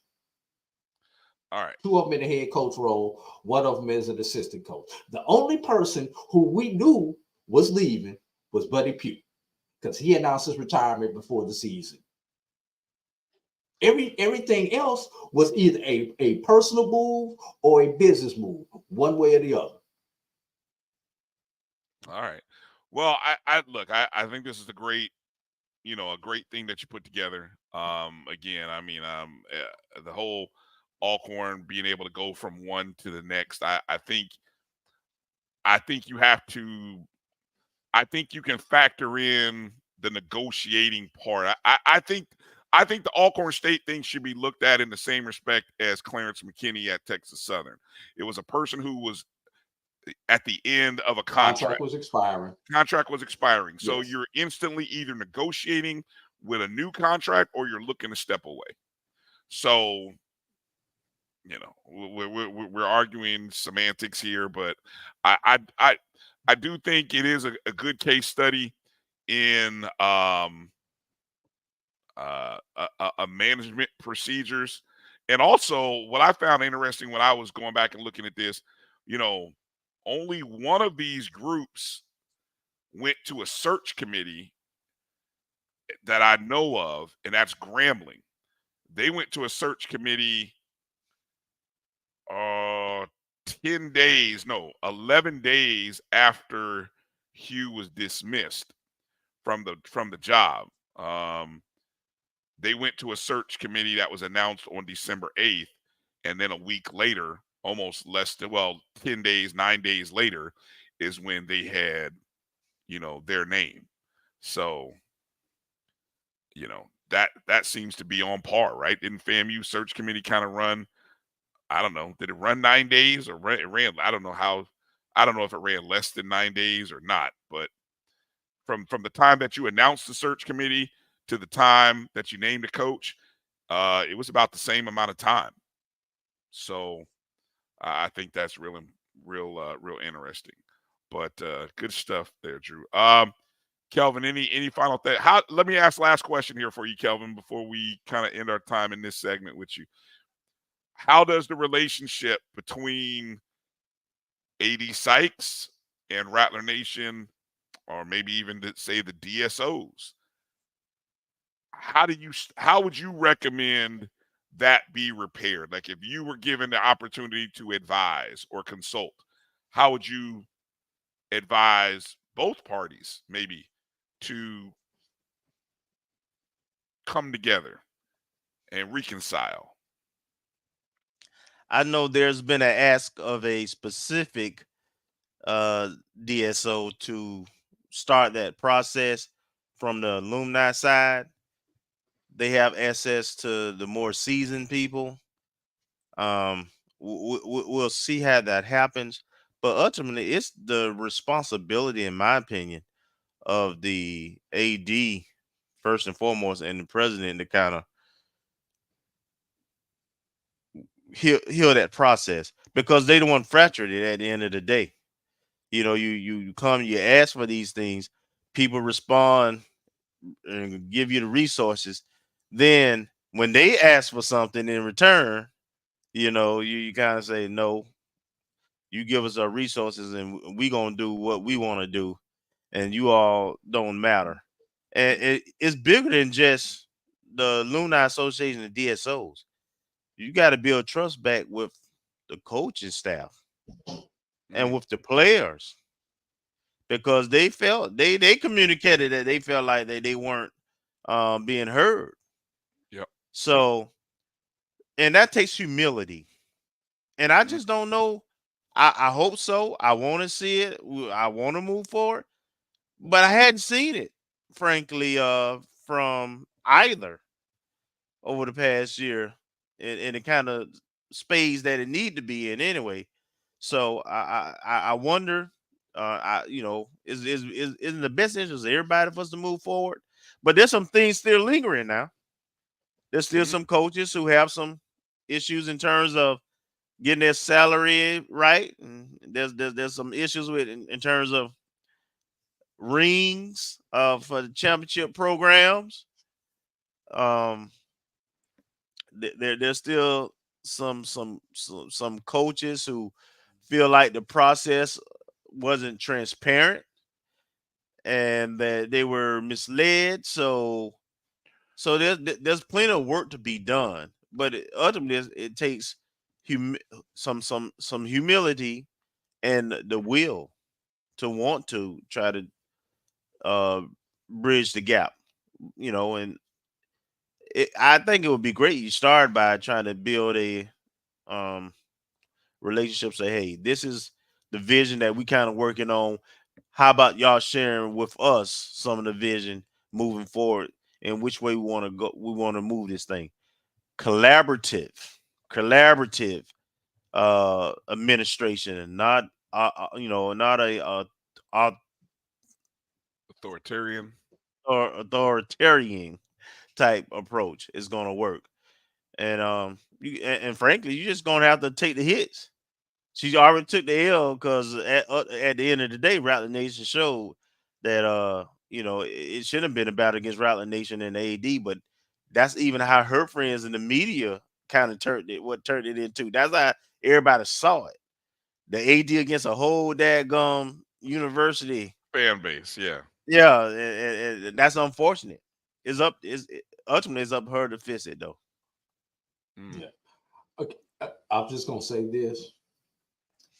Hopefully, in the future, we will have proactive conversations and planning instead of reactive. We were so reactive in this entire situation. We reacted to really not having enough money instead of being proactive. This man just won a championship. Let's go out and raise his money so we can give this man his bonus. We reacted to him leaving to go to Duke. We reacted to the initial names we're hiring. We reacted to the qualifications or the desire for a perfect candidate for the next head coach instead of being proactive. We have got to be more proactive when it comes to this stuff. Because as a Rattler fan, I have lost 4 weeks of my life dealing with this crap.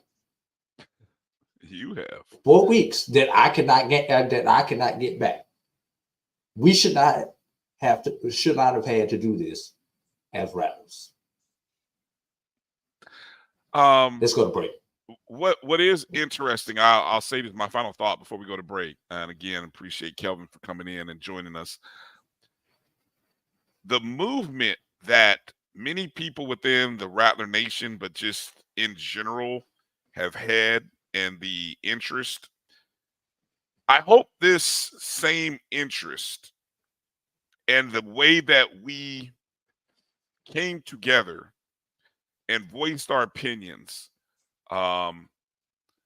in a season where, hey guys, this is 2024. This is a political voting year. If in case anybody didn't know that or remember this, right?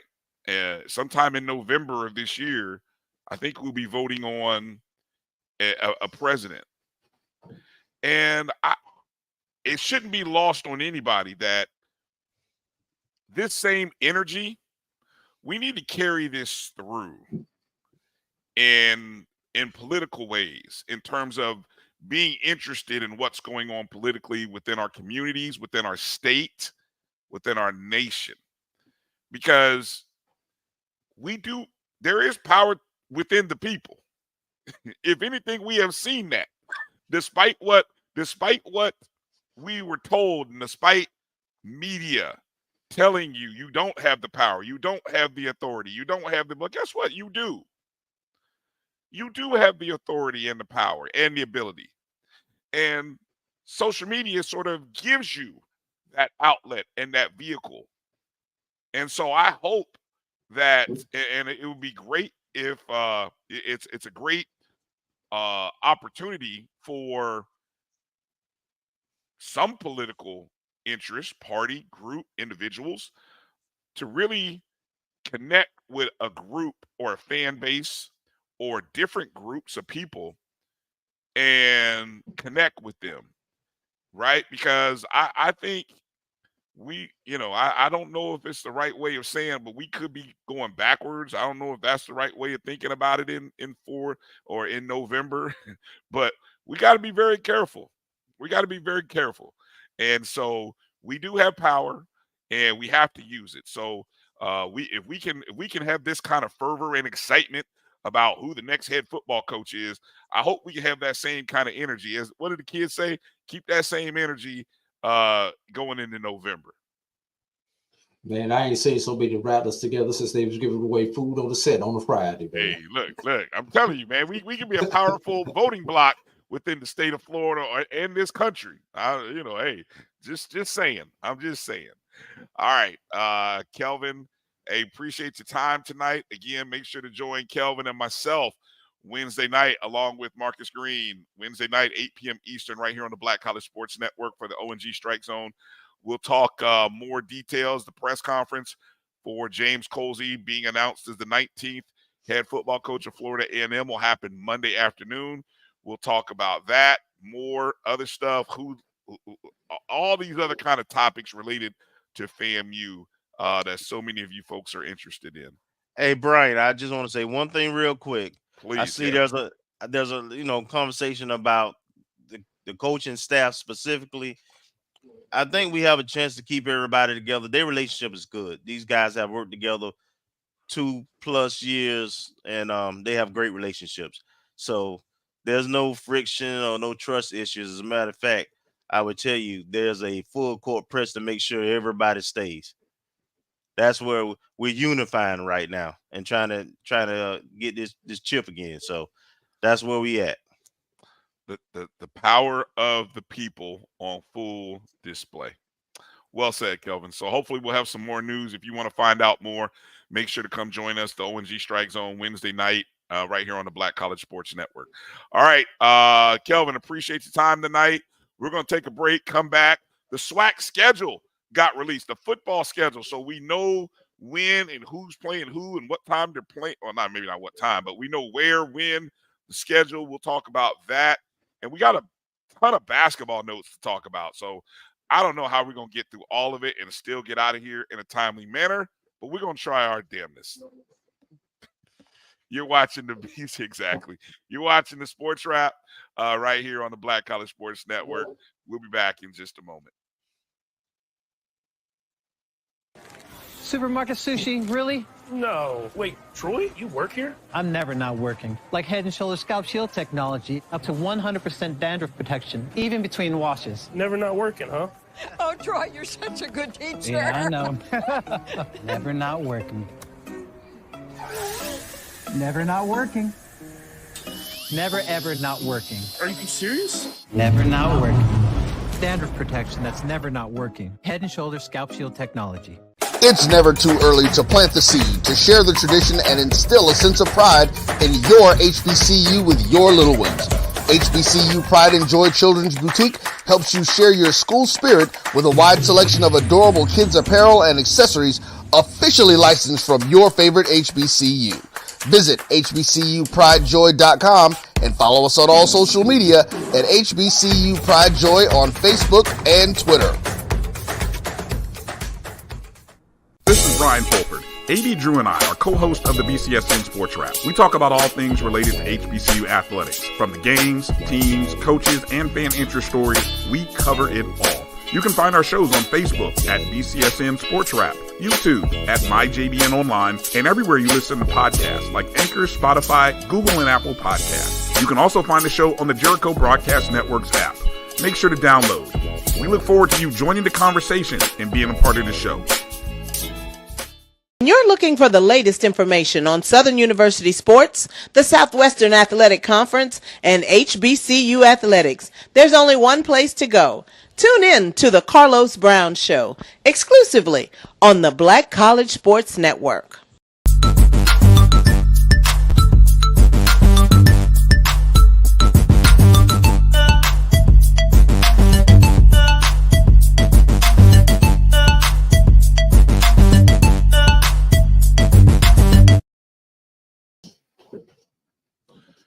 All right, welcome back to the BCSN SportsWrap. Bryan and A.D. here. I'm just trying to get through some things. Drew, it looks like our Detroit Lions are doing a great job right now. Man, can you imagine how many Gators and fur coats are going to be in Vegas? Should Detroit hold on? Hey, look, you know what's been fascinating this season about the belief of Detroit Lions fans?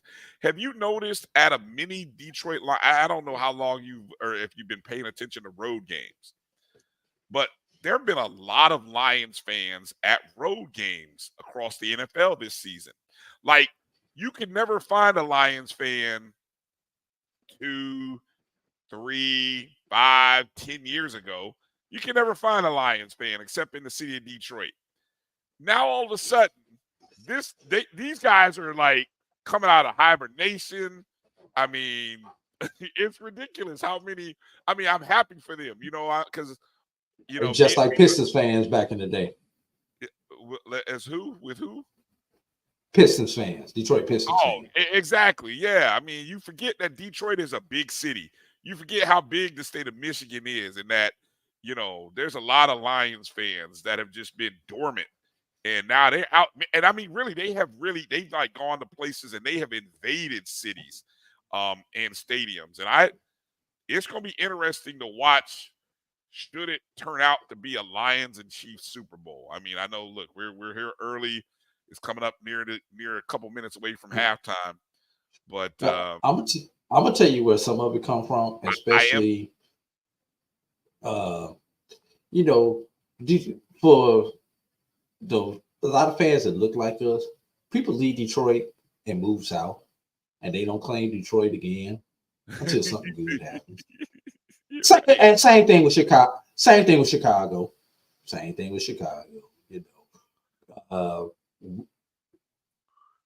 African American fans, we migrate from these big cities where for the last, our parents' generations migrated from the South up north. Mm-hmm. Now, our generation and our kids' generation are migrating from the north back down to the South, because the South tends to have more opportunities right now, especially, Atlanta is the melting pot. And when you get to these places, Atlanta, New Orleans, Los Angeles, et cetera, Charlotte, Miami, Orlando, down in the South, all the people who, if they're not from there, their parents are from Detroit or lived in Detroit, and their family decides to come back out. Brian, you're an Indy fan, correct? I am. No matter what, you're Indy fan. I'm still the St. Louis Cardinals fan. Yep. So baseball Cardinals. Yes, baseball Cardinals. Because you are no longer an Arizona Cardinals fan who formerly were the. No, I'm a Kansas City Chiefs fan. When the St. Louis Cardinals moved to and became the Phoenix Cardinals, we had two choices: Chicago or KC. I became a KC fan. Yeah, Walter was gone, so that was the next team. If Walter would have been around still, I might have went with Chicago, but Walter had just retired, so I became a Chiefs fan. Yeah. There's another Dallas-Fort Worth. Edwin said a lot of Detroit people in Dallas-Fort Worth area, probably Houston also, if we're talking about in the state of Texas. That's crazy. And like I said, you don't really get a sense of it until you see these games, and it's just something that I've noticed this year. Steeler fans have a great reputation of being in everybody's stadium. Bills fans have started picking up that reputation as well. They're at everybody's stadium. And I just noticed this year that, doggone, man, the Lions fans are everywhere, buying up all the lower bowl seats, drinking up all the good liquor. I mean, you know what I'm saying? Lions fans are everywhere. But I tell you what. See, here's the thing, Brian. If you've been a Lions fan since Barry Sanders has retired, yeah, and that's probably the reason why a lot of those people are Lions fans, because of Barry Sanders and how domestic he was. Just like Chicago, a lot of people became Bulls fans because of Jordan. But you've had to root for a second team. Now you can go back and root for your original team. You can pull out, you can go buy some gear. I bet you the sales numbers on the Lions gear is been outrageous this year. They probably will have the largest increase percentage-wise in the NFL this year. Oh, I easily. Yeah. It's sexy to be a Lions fan again. It is. And trust me, I remember those years as a Colts fan. It's funny, still even being a Colts fans now. A lot of people's origins with being a Colts fan started with Peyton Manning. Now for me, I was in Indianapolis when the team came, so I'm one of the original 84 Mayflower rolled in from Baltimore Indianapolis Colts fans. But I love everybody. Whenever you became a Colts fan, hey man, great. Hopefully one day we'll get back to our winning ways. But yeah. So you talking about Calvin Johnson, Edward Moore? Yeah, Calvin Johnson. I think you probably have more people that were Barry Sanders, because Barry Sanders was a GOAT. I mean, he was Billy Sims.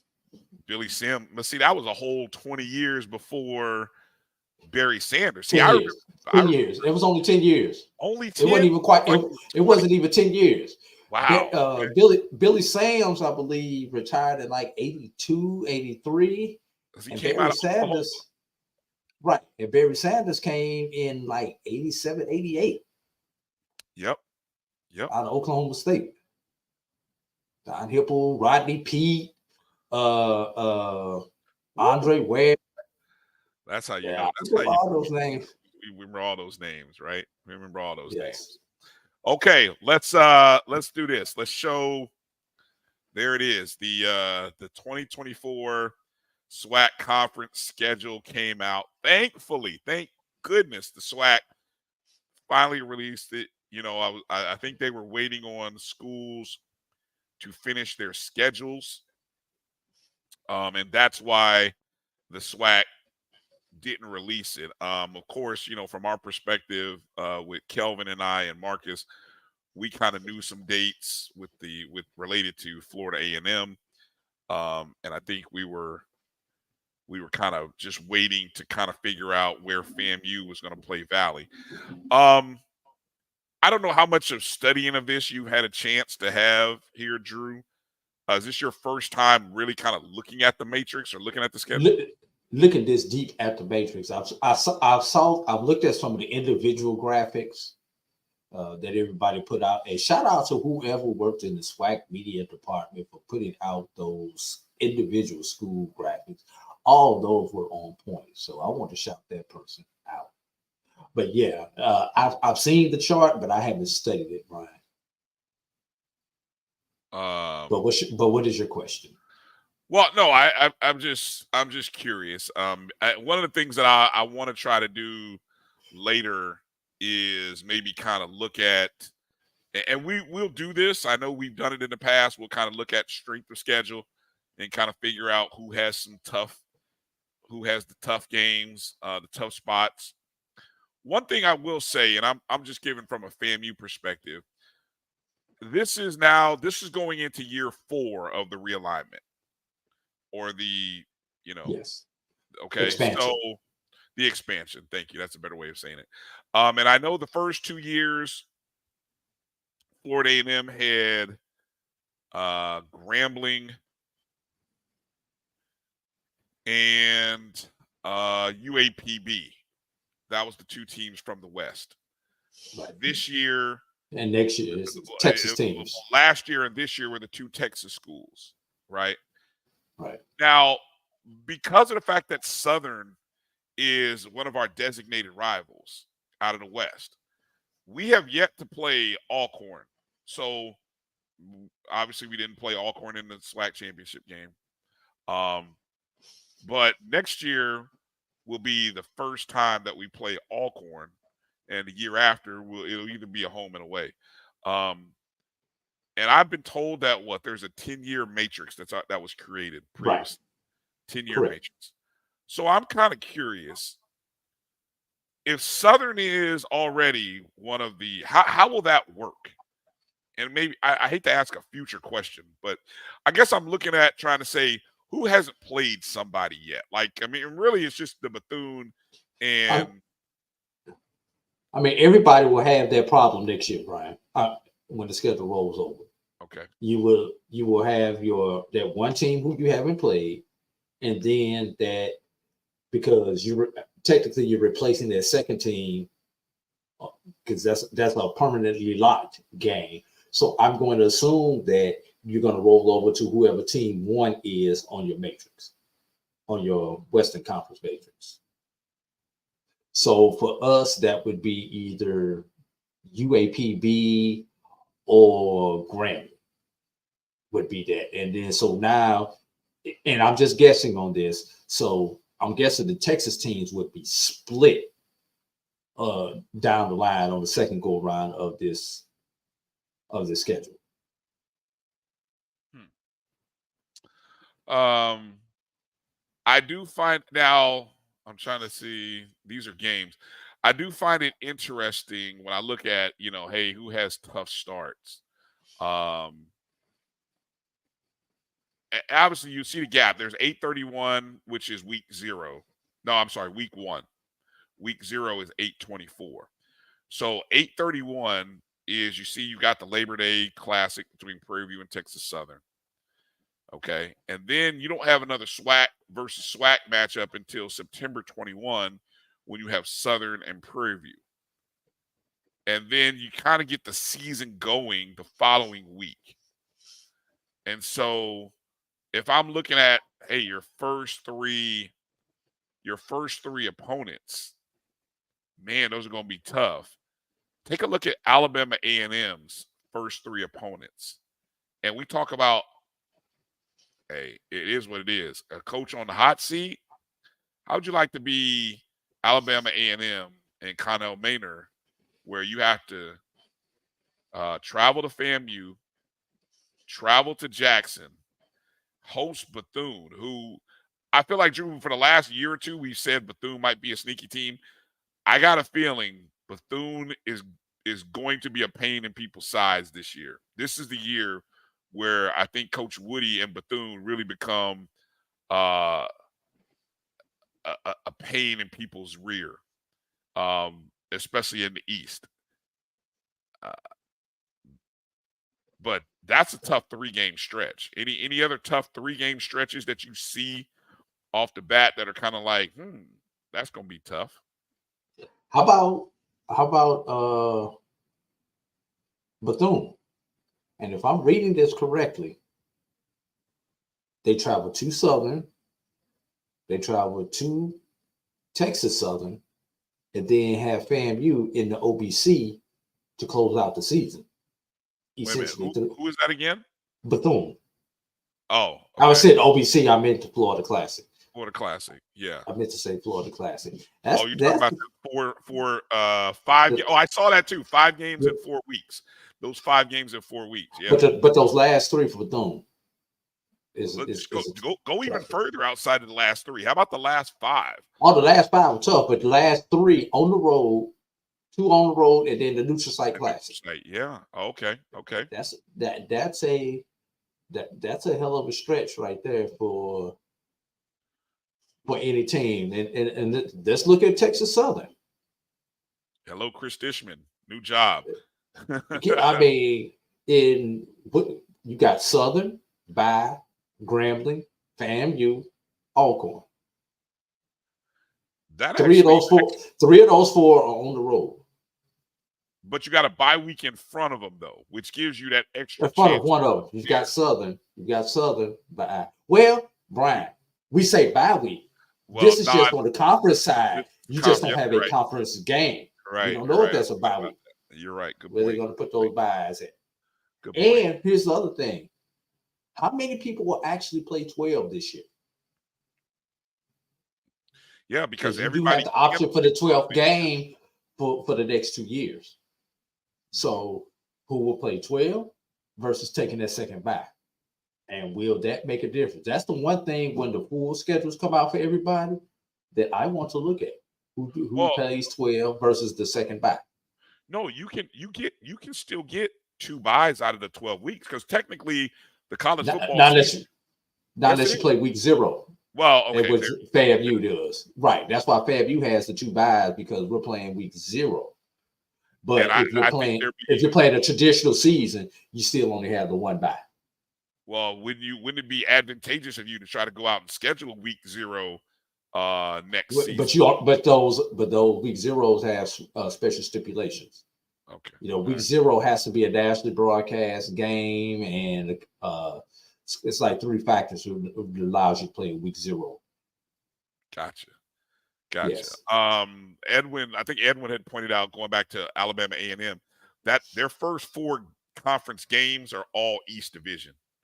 So it's like you know where you're going to stand in the East by the first weekend in November, right? Which I don't know if that could be good or bad. But what I do like the fact is that the SWAC schedulers did a great job with the schedule for the last 4 weeks of the season, where you get everybody playing each other in November. And I think where it matters, you kind of had this long season. Yeah, I was gonna say the only time that last week is the one that they hold over for the Bayou Classic. The Bayou, right. But I think you'll kind of know. Obviously, you're gonna watch the East matchups be decided. All in a couple of places. Although kind of what's interesting is when you look at it. If you just think about the contenders, Alabama State only it's a lot of East versus West matchups going on in that last 4 weeks. Because in those last 4 weeks, Alabama State plays 3 schools from the West. FAMU plays 2 schools from the West. Which I don't like. Yeah, me neither. I don't like that either. Now that I'm looking at it. Jackson State plays 3 schools from the West. 2. Yeah. Alcorn's from the West. No, they only play the last 3 weeks. No, the only school they have from the West, 2. They play in November. They play 2 West schools. They play UAPB and Alcorn. Yep. So they've got 2 there. If you want to consider Bethune a potential contender, hell, Bethune's got 3 from the West. So, but let's flip this. What that will do is that will already let you know where you stand as far as tiebreakers go going into those last couple of weeks. Yeah, that's true. Because one of those tiebreakers is division records. Well, a lot of these teams will have finished off their division schedule going into those last couple of weeks. Correct. Hey, let's look at somebody with the opportunity to get off to a good start, Brian. Let's look at Alcorn with Valley and UAPB to start the season. Alcorn. Yeah. Oh, yeah. Yeah. So, and I think again, maybe next week's show will kind of show maybe the whole schedules. Because I know a lot of the schools have released their full season, but I think it'll give us an opportunity to kind of look at the whole schedule. I think they're coming here towards halftime here in this game, and the Detroit Lions got a 24-7 lead going into halftime. Yikes! I just got one question, Brian. Yeah. Who did put that back up?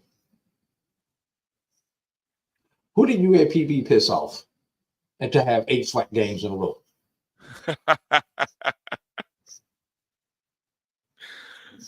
Bethune only one step better. They got 7 in a row.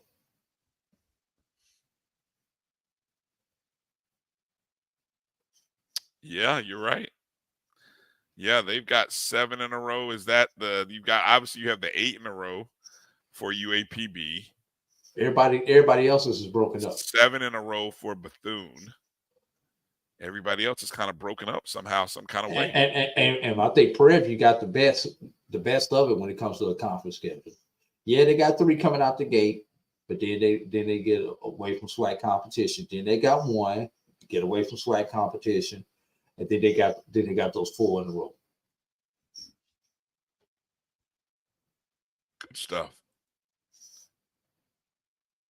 Okay, let's quickly kind of hit through some basketball news and notes, Drew, because I've seen a couple people talking about it, and I know we got a litany of notes here to go through. We'll kind of just hit with before we kind of go conference through conference, just the bigger headlines. Oh, that reminds me. Do you want to try to pull up that tweet from Mo Carter's account? Well, actually, do this, Drew. You see the notes. I'm gonna pull the tweet up, and you go through those first couple bullet points there, through our basketball notes. All right. While I get that ready. Let's start off with our independent team, North Carolina A&T, and the women basketball are tied first place in the CAA. They have won 5 straight and 8 of their last 9. Actually, add one to that. They beat Elon today. So today, okay, so 9 of 10, 6 in a row, 9 of 10. And they're probably and I don't know. I know we got some Aggies in the chat. They might even be in solo first place. Who knows? Right. And 4-game road winning streak. Tennessee State. Hey, how about them? Let's not forget about the Tigers. They have won 4 in a row, last 2 on the road, and their next game is against Morehead State Thursday at home, and that game will be on ESPN Plus. And I talked about it earlier today. If you missed the end of the Tuskegee Miles game, a game where neither team ever had a large lead in the game. I don't think any team was up by more than 2 possessions from what I remember watching of that game. And 54-53 on an and one opportunity with 1 point, was it 1.3 or 1.8 left on the clock? Something like that. On that. Say it again. Something like that. Yeah, I got the video ready. Yeah. Yeah. All right. Let's go through and turned off. The Anthony Pennington with the rock. 15 seconds to go. Here's Pennington. Pennington's going to drive. Go off glass. Misses the shot. Rebound Draper. Draper throws it out to Pennington for 3.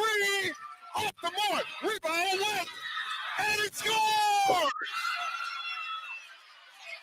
Martez Jones with the putback.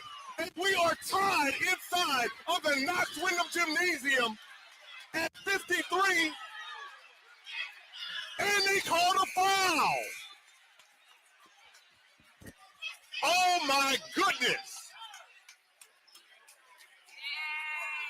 Mo Carter, great passion, good excitement there by Mo Carter. With the putback, the FIAC's leading rebounder with his 18-point now have the chance to put Tuskegee up and possibly win this game. Free throw attempt is good. Tuskegee up 54-53. Coach Watson wants a timeout. All right. Can I throw my 2 cents in on that? Please.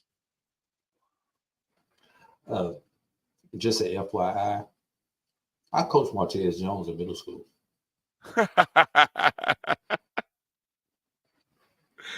Oh wow, that's funny. You feeling old right now? Kind of, sort of. Yeah. He was one of about he was that next generation of post players that came through the Tuskegee era. We had a good 10-year run of post players at our local high school there, and he was that next generation when I left Tuskegee. So, gotcha. All right, I heard you. Did you? I got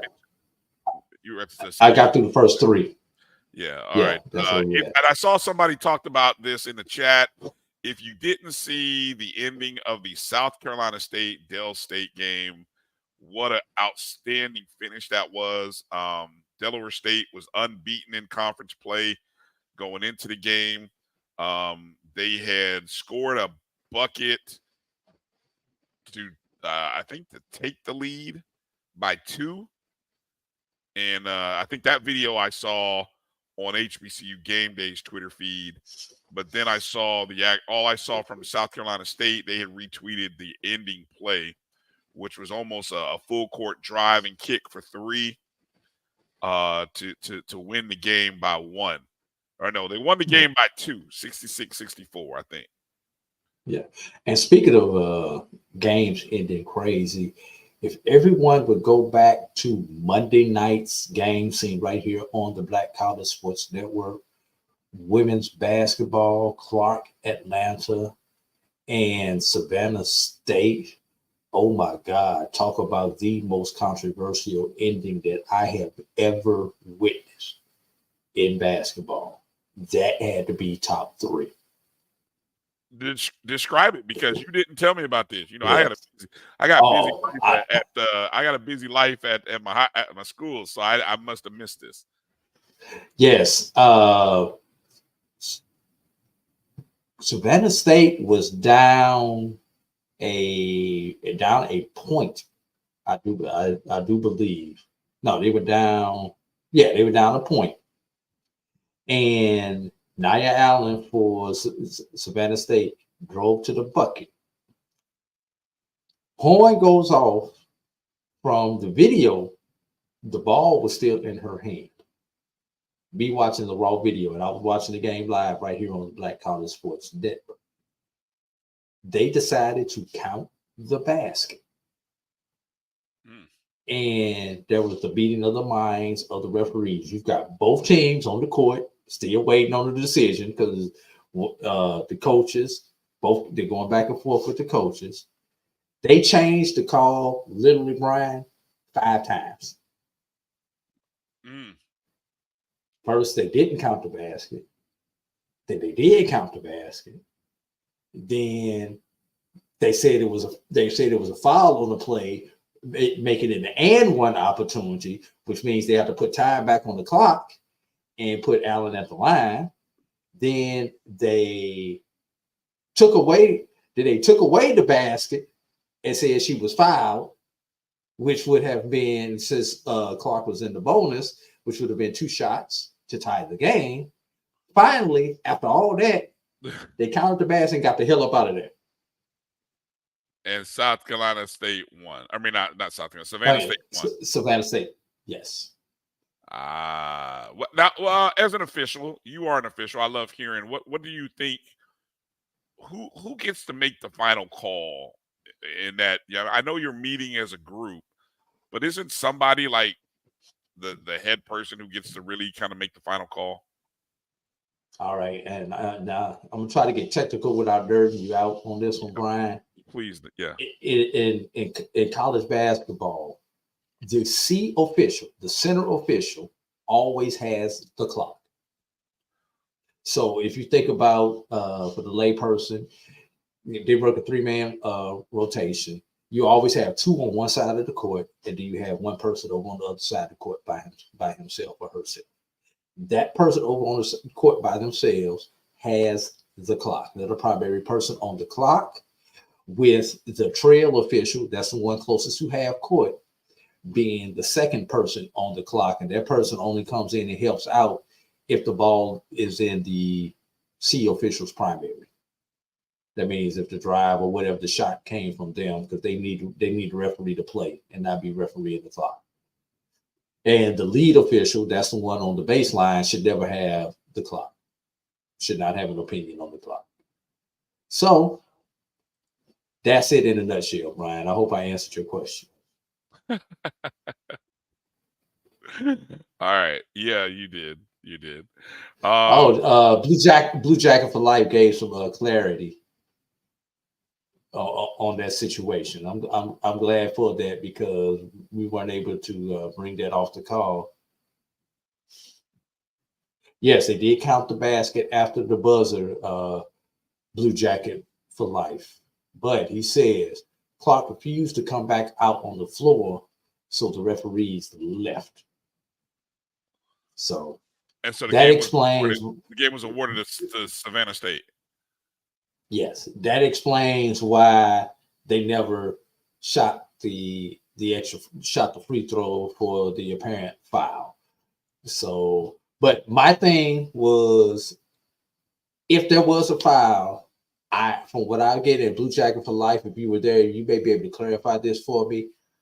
I think from what I picked up, they actually called the foul before the shot, which means those 2 points should have came off of the board. I never saw the points come off the board watching the video. Now, you were there. You may be able to clarify that differently for me. But if the foul was called before the shot, like I said once before, the points come off the board, and she goes to the line for the 2 to tie the game. All right. But here's the problem with all that, Brian. SIAC is one of the few conferences out there who do not utilize replay at that level. That's the problem. All right. Yeah, I guess Edwin saying, can you refuse to come back on the court? I guess so. You know. Okay. Keeping it moving here. So that was Savannah State on Monday. So it kind of is it the basketball gods saying a little something when you blow a 27-point lead later on in the week? Because that's what happened to Savannah State's women. They're in first place in the Eastern Division. They're going up against an Edward Waters team that was like 3-13 going into the game, had only won one conference game, an unusually slow, disappointing start so far for Edward Waters women's program this year. But that program, Coach Charmaine Wilson, she's a fighter, and that team was down 27. Might have been the greatest comeback this season, Drew. I know we'll kind of look around this year and keep tabs and say, did anybody else come close to coming back from a 27-point deficit to win? And that's what Edward Waters women did the other night. They won 70-69 against Savannah State. So shout out to Coach Wilson and Edward Waters for that. Over on the men's side, Benedict College, their men's program is still ranked number 15 in the media and coaches poll. They are the only HBCU ranked in Division II. There are a couple of men's teams that are ranked in the NAIA level. Of course, you have the number 2 team in the country, Langston, who The last rankings had Langston at 15-0, but Langston is actually 19-0. They have won 19 consecutive games. Again, 19. What was their start last year? What was the start that Coach Wright got off to last year, Drew? I want to say it was 18, and then they dropped one, and then they reeled off the rest of those victories. Yeah, shout out to A.D. Campbell there. Yeah, Coach Wilson. She's a great lady, man. Love always getting a chance to talk to her. I didn't know she was at South Carolina. Was she at South Carolina State? She's a South Carolina State player, huh? I thought she. I don't know why I thought she. I thought she went to Bethune too. Yeah. Okay, but hey, so be it. So Langston is number 2. Florida Memorial is actually ranked 16th in the nation. They are 14-2. And then Xavier, Louisiana, they just recently dropped out of the top 25. So there you go. Here's a team that you might want to start paying attention, Drew, that I had no idea was having this kind of year. How about Texas College? Texas College is currently on an 8-game winning streak in the Red River Athletic Conference, sitting in second place, 15-5 overall, 11-3 in the conference. Texas College. We rarely talk about Texas College because they because the only team we ever talk about in the Red River is Xavier. Yeah. But guess what? Xavier is actually 3rd in the conference standings behind Texas College. So shout out to Texas College, man. We have to keep an eye on them here over the next few weeks. Florida Memorial, again, their men have lost 2 of the last 3. I got a feeling, Drew, they're going to be, even though they were mid-16s, when I think the new rankings are coming out Monday, having lost 2 of the last 3 games, they might find themselves out of the top 25. It's a long drop, though. They'll probably fall to like low 20s or high 20s, I guess. Well, there were a couple of, I'll follow the NAIA probably more closer to you. There were a couple of teams in the top 25 in NAIA who took some L's this week. Okay, so they may be able to stay in. They'll stay in.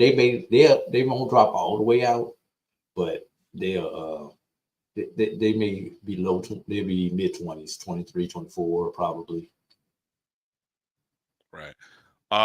Edwin asked, "What conference are Rust and Tougaloo?" They are in the GCAC. GCAC, which is a part of the NAIA. And speaking of those schools, well, we'll kind of do reverse order with our rundown here. On the women's side, currently sitting in first place is Rust with a 9-1 conference record, 17-3 overall, followed by Philander Smith and Fisk University. Both are just a half game behind Rust in the conference standings. Philander and Fisk are 9-2. Over on the men's side, Talladega, 16-2 overall. They've just played 6 conference games, Drew. Kind of interesting compared to Philander and Tougaloo, who are both Philander is 11-2, 15-5 overall, and Tougaloo is 8-2 in conference, 16-4 overall. These schedules. I believe, if I remember it correctly, the GCAC has an odd number of teams, which with them playing those 3 games in 3 days over the weekend, sometimes I believe someone is always left out. That's number 1, and then number 2. A lot of the teams, instead of playing the pod, those who are geographically close to each other will play each other during the week. Okay. And not wait for those pods on the weekend. So that may be that's another thing. And I think Talladega, outside of Fisk, I don't think there's another team that's geographically close to Talladega currently in the GCAC conference. Pisgah's about maybe 3 hours. So that might be the only opponent if I'm a Talladega that I would play on a weekday without making one of those real road trips. Mm-hmm. A couple other NAIA schools that we want to give some love to. Stillman College, their men's basketball team. They're currently in second place in the Southern States Athletic Conference. Isn't Stillman supposed to be moving conferences? Is it next year? They'll be moving to the GCAC next year. Gotcha. Okay. So, but also throw something interesting. Stillman is hosting this year's GCAC tournament. All right. Well, figure that out. Yeah. So Stillman's men, they're currently in second place in the conference. 9-3 conference record, 12-7 overall. They recently lost to first place Tennessee Southern by 15 points, but then they came back and won their games on Thursday and Saturday. And this upcoming Thursday, they take on the defending national champs Loyola University. So shout out to Stillman, second place right now. Probably about 3 games behind Tennessee Southern. So, I mean, I don't know. That team, Tennessee Southern, they haven't lost a game if I'm not mistaken. And then Langston's women. While the Langston men are getting a lot of credit, don't sleep on the women. The women, they are in third place right now, 10-3 in conference, 15-4 overall. Unfortunately, they lost a game to John Brown University on Saturday, 50-44. That was a battle for second place. And they've already, last Saturday lost to first place Wayland Baptist. So, and they don't, looking at the schedule, Drew, they don't play either of those two again. So if they are going to, well, and they got a tournament. So, depending upon where the seeding is for the Sooner Athletic Conference. But Langston's in a good spot. Good spot. Let's go to the Division II side real quick, Drew, and kind of just give some bullet points over in the SIC and the CIAA. For the women's side, you've got Miles College currently sitting at 15-1. They are unbeaten, 11-0 in the West Division. Kentucky State is 14-2, 10-1 in second place in the West. And if I'm not mistaken, I don't think that loss came to Miles. I think that loss may come to somebody else, if I recall, or when I was checking it earlier. On the men's side, Benedict, as we mentioned, they're in first place, followed by Morehouse and Clark. Clark just defeated Morehouse on Saturday. Clark got a 70-62 win in Epps Gymnasium. Morehouse was down 15 at the half, never really found themselves back in that contest. The battle for the AU Center between those two AU rivals. It was rivalry Saturday in the SIAC. Yeah, rivalry Saturday. Yeah, definitely. And we already mentioned earlier about that Miles and Tuskegee men's game. I'll tell you, the CIAA has got some interesting. That's a league where on the women's side, they got some interesting scenarios going on over here, Drew. Because the CIAA, in terms of how they do standings, it's not always this conference play, but it's what you do in your division, right? So you got Virginia Union currently in first place. They're 3-0 in division, but they have the second best conference record.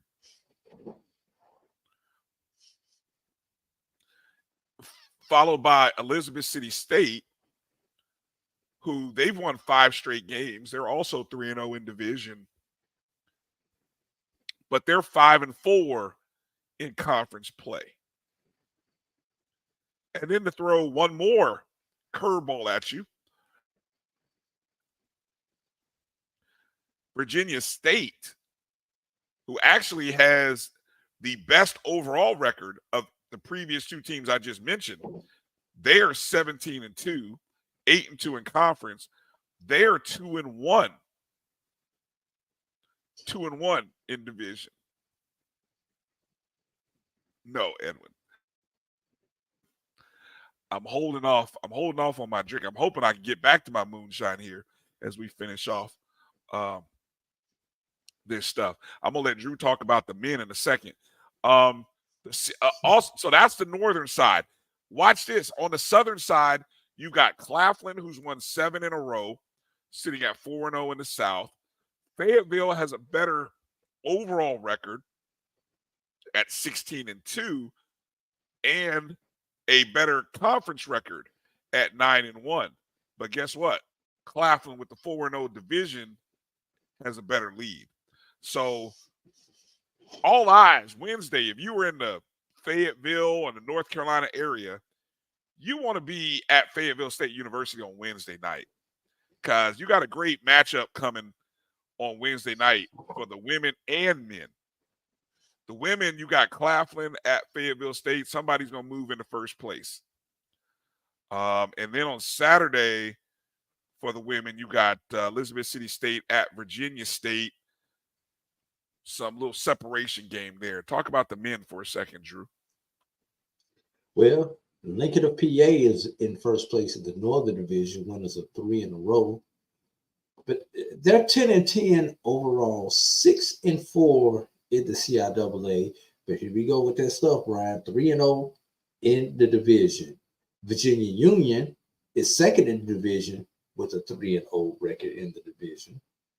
Claflin, 10-6, 7-2 in the CIAA, and Fayetteville State, who are 11-9, 6-4, are tied for first in the Southern Division, both at 3-1 in the division. And like you said, Brian, the matchup of the week is going to be Claflin and Fayetteville State in the CIAA.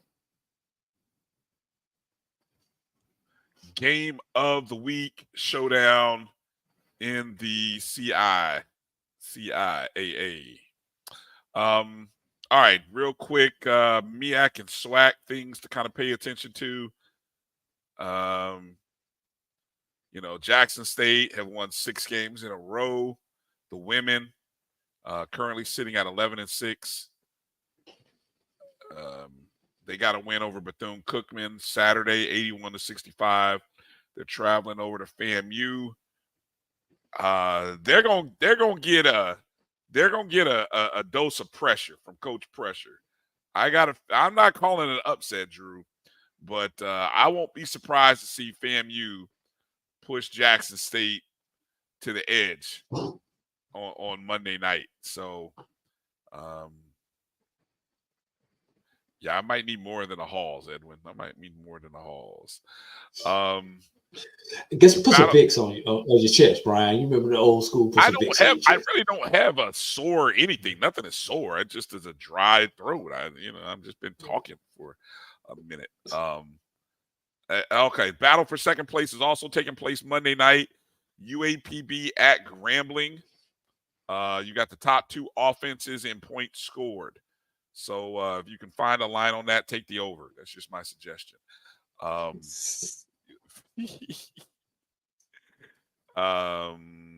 Grambling at Jackson State plays Saturday.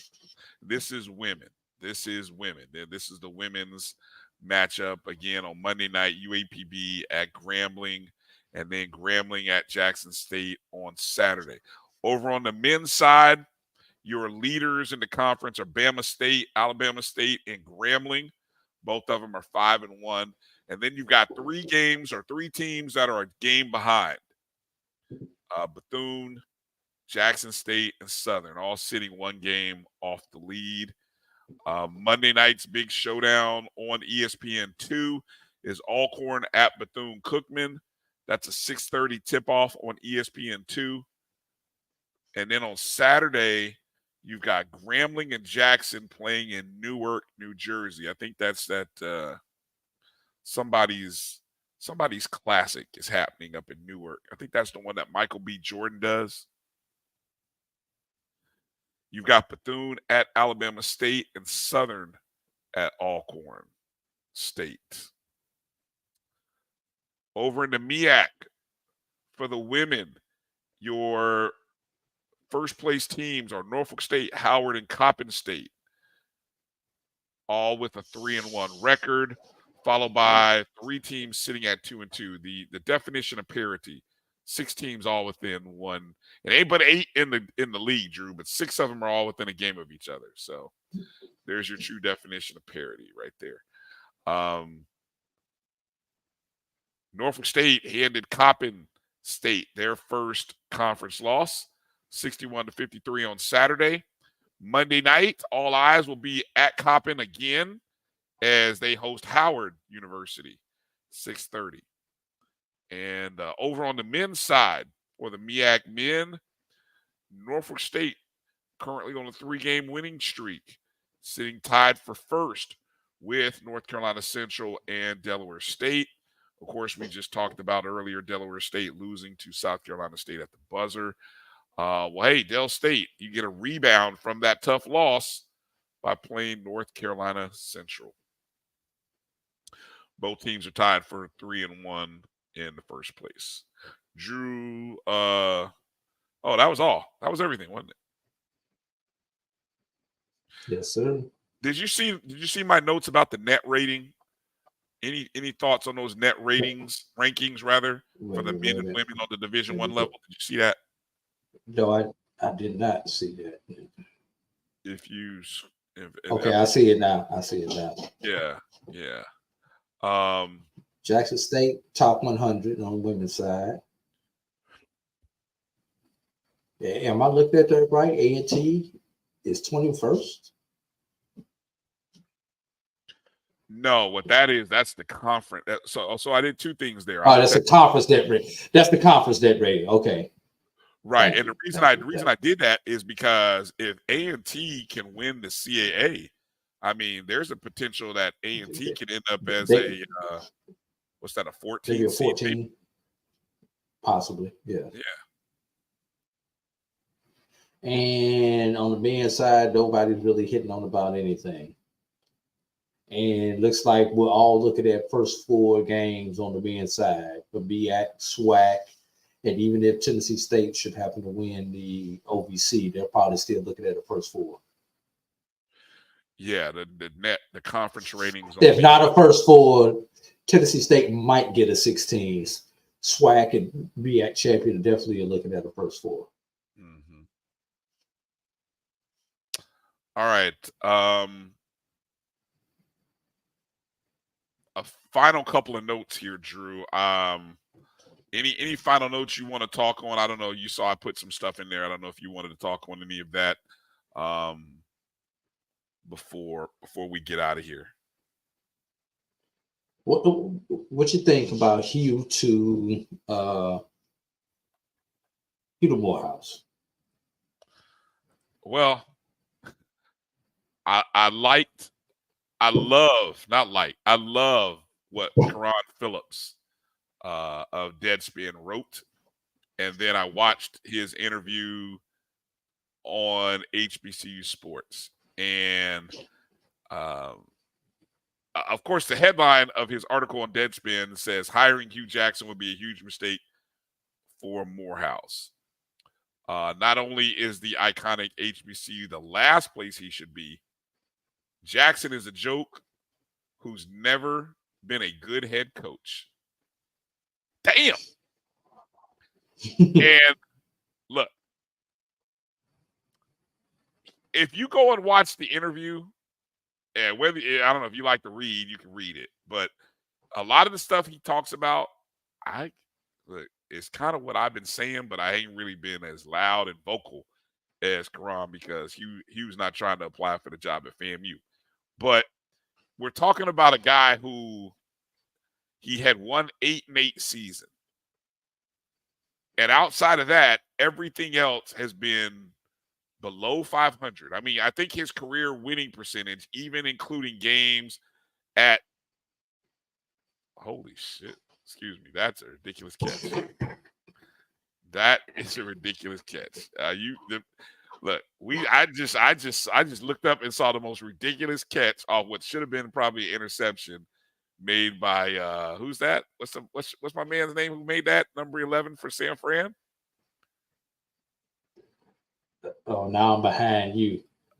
I can't see because of the hair. That's ridiculous. But no, coming back to Hugh Jackson though. Yeah, no, I mean Hugh has won 20%. I think he said Karan said 24 IU. Thank you. 24% of his games. 24%. And I tell you, you know, Grambling probably got out of that contract right at the right time. They probably did. Now, you know, the article is again, we talk about having a voice and having a platform. This is this is how you use it. And again, this is somebody who's invested as a Morehouse person, right? A Morehouse man. And he's recognized and he's seen some things that Hugh has done that are suspect. You know, I told you, I laughed at the whole Hugh Jackson with the luxury cars on the field stuff, right? And I told you, I remember seeing that and was like, boy, that's a bad copycat job of whatever is being done at Jackson State. I mean, okay, if that's what you're selling. And this whole thing about him being a quarterback guru, I'm calling BS on that too. I'm like, the guy, I mean, really, come on. The guy had coach had who? He had who was his quarterback? Carson Palmer? Is that what he gets credit for? I've heard that. Sometimes we just throw around cute sayings because they sound cute. No, they really do. Quarterback guru, really? Who are his quarterbacks that he's been such a great guru that his teams have won greater than 24%? I mean, I can go look at the numbers, and I think, look, I'm not here to defend Karan, but you go read what he wrote or listen to the interview that he did on HBCU Sports. Hey, man. Hey. Morehouse got rid of their – what's crazy is Morehouse – now, this is the opposite. Morehouse is doing the opposite of what FAMU is doing, right? A Morehouse man had the job the last 2 years at Morehouse, right, Drew? And then they get rid – step down. No, he only had the job 1 year. Well, but the year before that, who was the head coach? Rich Freeman, right? Rich Freeman was. He stepped down, right? So what I'm saying is the last 2 years you had Morehouse men. And Rich Freeman probably stepped down because they were probably about to fire him because those last couple seasons were pretty bad for Rich. But that's when you go out and find somebody outside and change the culture. Okay, but they didn't. They didn't. They tried to go back to a Morehouse man, and then it got worse. But they didn't really support him the way they probably needed to, and so it turned out to be an S show. Now they're saying, hey, let's go get Hugh Jackson. Huh? Hey, I got a list I can share with Morehouse's AD. There's 44 names on it. Yeah, 44 people left. 44 names. Well, actually, no, let me rephrase. There are 41 names on it that you can gladly look at and find you a great head coach in this list. You can't, there's 4 names on there you really can't bother with. There's 4 names you can't bother with. But you can have one of them already has a head coaching job, right, and the other 3 you want we have a job that we're trying to keep. But the other 40, 41, hey, you know, there's some good names. Hell, the search firm. You can borrow the names from I can give you the names from the search firm. They got 5 names here. I can give you 5 names. I can give you 5 names, Morehouse, that you can talk to. And you might get a discount since they've already done the work. Moving on. Allen University's athletic director, Jasher Cox. That's your boy, right? Friend of mine. Yeah, that's my boy. Was honored by the Not Alone Foundation Saturday night at its 8th annual Diamond Awards. Cox was the recipient of 2024 Diamond Award for Excellence in Leadership, Philanthropy, Humanitarian, and Community Engagement. The ceremony was held at Morehouse College's Dr. Reverend Martin Luther King Jr. International Chapel in Atlanta, Georgia. The Diamond Awards are designed to honor faces and images of excellence in the entertainment, corporate, and creative industries for their professional accomplishments and contributions to society on a local, state, or international level. Previous recipients include former Clark Atlanta University President Carlton Brown, former Morehouse College President Dr. John S. Wilson, actress and musician Queen Latifah, and Star Wars filmmaker George Lucas. So, great job there by Josh. Two more things.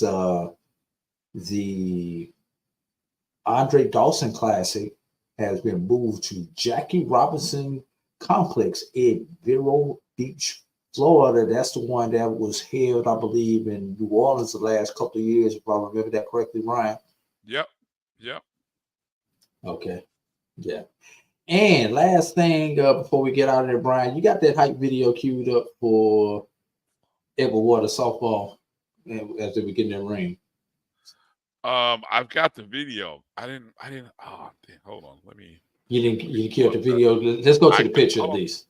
Here's the picture of the team, and I do have the rings. I'll pull up the video here in a second. Edward Waters won the SIAC championship last season, and they were awarded the Black College Sports Network's softball named Black College Sports Network's softball Division II national champion. Yeah, these rings are pretty dope. Back-to-back national champs.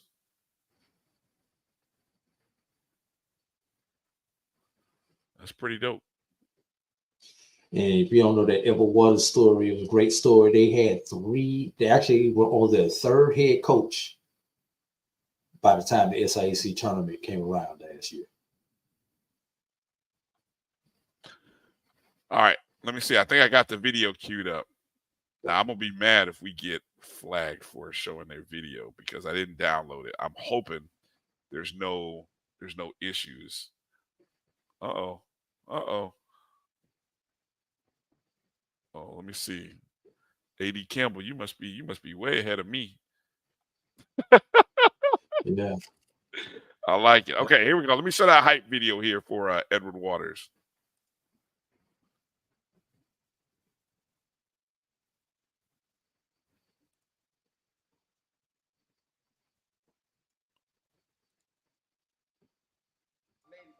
Number one ranked team in HBCU. But they're going to throw her out at first base, and they're your champions, the Lady Tigers of Edward Waters. Wins a new school record, and you're the only HBCU to have 40-plus wins in a season, regardless of division, and ended the season on a 16-game winning streak. Give it up for yourselves. The HBCU national champion back-to-back years. Ready or not, here I come. You can't hide.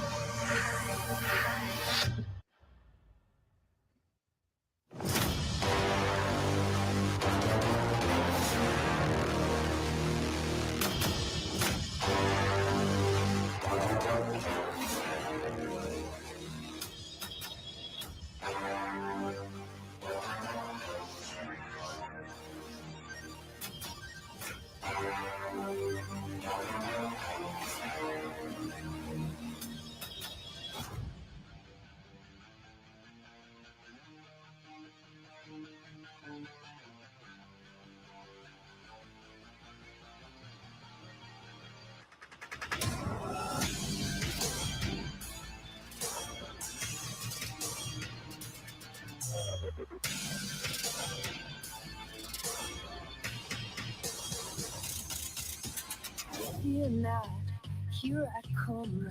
You can't hide. Ready or not, here I come. You can't hide.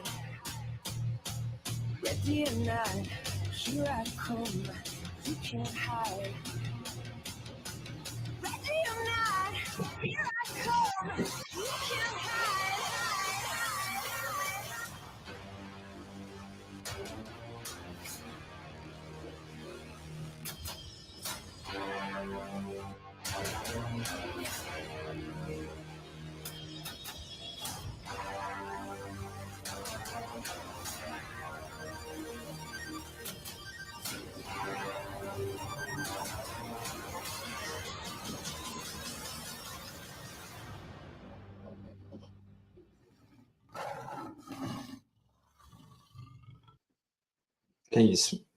Can you smell it, Brian? Woo, that was it? hot. Boy, that was hot. Can you smell the cut grass on a baseball or softball diamond? Hey, shout out to Edward Waters.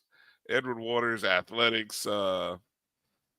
Rich, the AD, Dr. Faison, Josh Jackson. And we're gonna get Dr. Faison on the show one Sunday. Oh, for sure. I'd love to. Yeah, he's already agreed to it. We just got to send him the dates. Oh, there we go. But I love the investment that Edward Waters put into that and softball. So props to them for putting that together. And you'll be able to catch some of those softball games right here on the Black College Sports Network coming up this spring.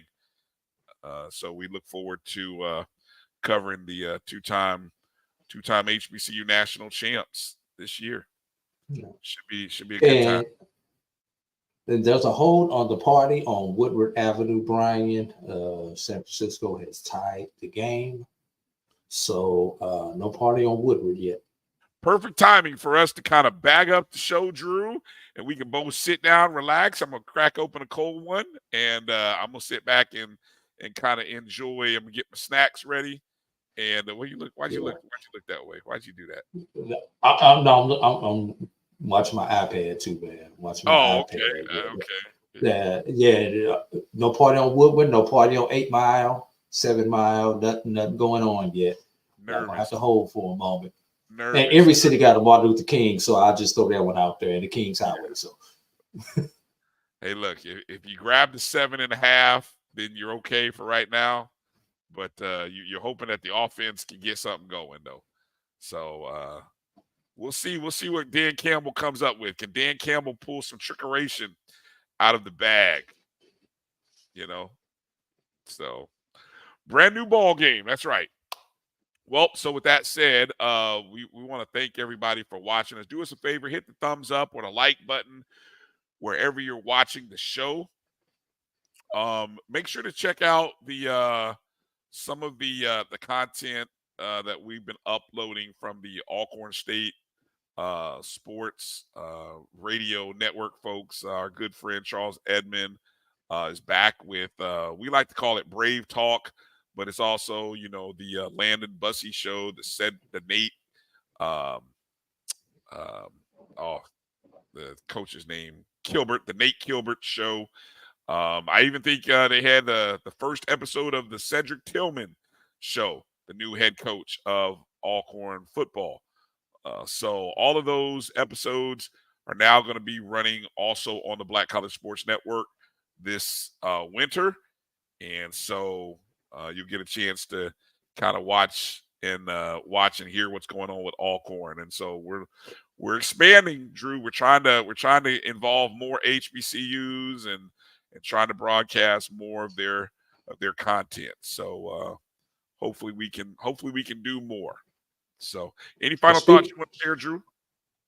Speaking of expanding content, our starters, I just want to quickly go through these comments from earlier today. There is an HBCU player from Fayetteville on the Chiefs defensive back. I cannot recall his name at the moment. Brian, I don't know if you can recall his name. Williams was the last name. Yes. All right. Quickly going down the comments. shot at Florida A&M from A&T Roy. And I would expect nothing less from you, A&T Roy. Florida's messed up university. And this is something that I know you guys will cover on the ONG Strike Zone. On hey man, who said that? A&T Roy, man, come on. You know, do you expect anything less out of A&T? I expect that from A&T Roy. You know, the trash talking. You don't have an A in there anyway. So nice try, Roy, but you lose. Nice try. No sir. Yeah, you know, from North Carolina Afterthought University. Hey, so, there you go. There you go. Next. There you go. Ouch.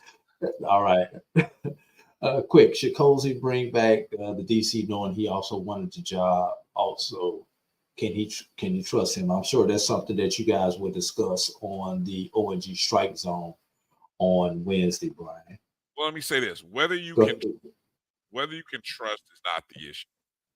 Okay, just imagine wanting a job, being passed over, and then the way you're sort of treated in the interview process, and then still wanting to go back to that organization. I've left a job because of feelings. So if you've ever been in that situation because of feelings, then it'll be hard for DC to come back because of feelings, not because of anything personal with or dislike, but just feelings about the organization. That being the organization ran by the current AD. Okay, go ahead. Finance over feelings, Brian. Hey, if you can get another job, then you're gonna go with the finances at another job.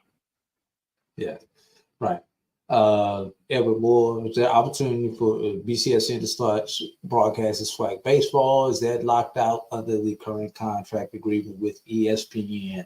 There's an ESPN contract and there's the HBCU Go contract, Edwin, that have to be dealt with first before we can get a crack at it. Trust me, we're talking. We have conversations, but that's all they are, just general conversations at this point in time. And to my knowledge, I will say neither one of those entities are broadcasting baseball games right now. Now they might, but I don't think I haven't seen any outside of the tournament or anything like that. Outside of the tournament, right. Yep. Yeah. A.D. Campbell wanted to correct us on something. Yeah, I mentioned that. Yeah, but those dates that I gave when I was going through that, those were the days that they actually had the presser announcing the coach, not the days when the contracts got approved, et cetera, et cetera, et cetera. Because I wanted to stay consistent with the days that I was using. So I went with the day that the presser, that each school had their presser announcing their new coach. So that's what that day was. But yes, you are correct, A.D. Campbell, and just to give you a little bit of clarity on that. Brian, did you frequent King's Barbecue in Indianapolis? I will tell you, Leonard, King's Barbecue, when I left to go to school in the mid-90s. Early 90s. Yeah, early, mid-90s, and I really didn't come back except maybe every once or twice a year. King's Barbecue wasn't around back then. I didn't grow up on King's Barbecue. So my dad and my sister, my late mom, of course, King's Barbecue came around in the late 90s, I think maybe even early 2000s. So I had a spot that I used to go to every Saturday morning with my dad when we got a haircut. And that gentleman had a great spot, man. I learned what good rib tips were. Oh, great. His sauce was so good. I still have flashbacks. That's how good it was. He closed his store down, closed his barbecue spot down, but I still roll by that building where he used to have it, man. I be having some good flashbacks, Drew. Good flashbacks. Yeah. I guess it's kind of like being in St. Louis. Everybody used to ask me, did I go to Sweetie Pies? I never went to Sweetie Pies back when that was hot, because Sweetie Pies did not exist when I lived in St. Louis. You know, I grew up on C&K Barbecue and Mother's Fish. Those were the two quote unquote hood spots where we would eat at. There you go. Yes. And what else we got? Last one. Somebody help A.D. Campbell out. Can anyone connect me to the former women's basketball coach, Claudette Farmer? I saw that. I started that because I may know somebody who might be able to connect. And so A.D. Campbell, I know how to. I follow you on Twitter. I know how to reach you. I'll see if I can find that information for you. So you got a couple of degrees of separation that you can maybe be able to help her out with. Yeah, definitely. Yes. So those are all the big comments that we that we started, man. So let's pick up this show and get out of here, man. We got 2 more coaching announcements out there. Maybe we'll hear them this week. Maybe we won't. Who knows? We're 10 days away from signing day, Brian. So let's see what the impact of all these coaching changes have on signing day. Exactly. I just saw what you know about hold up. What you know about East St. Louis, Edmund? He's I just saw something. Did you have Bluefield State on that list? Is still looking for a football coach? I didn't know Bluefield State was open. I didn't either, but I'm just looking at something from HBCU Premier Sports and More, and they had. I didn't know Coxon was gone for Bluefield State. Yeah, I guess so. Because I talked to Coxon right after the season. Huh. So that's the news to be. So we'll have to add that to where that shoots the numbers up there if Bluefield State is looking for a coach. Yeah, the question is, will Hugh Jackson this week, will Hugh Jackson be the next head coach at Morehouse? Yeah. Yeah. Hold on. I'm going to put that in a poll real quick. Will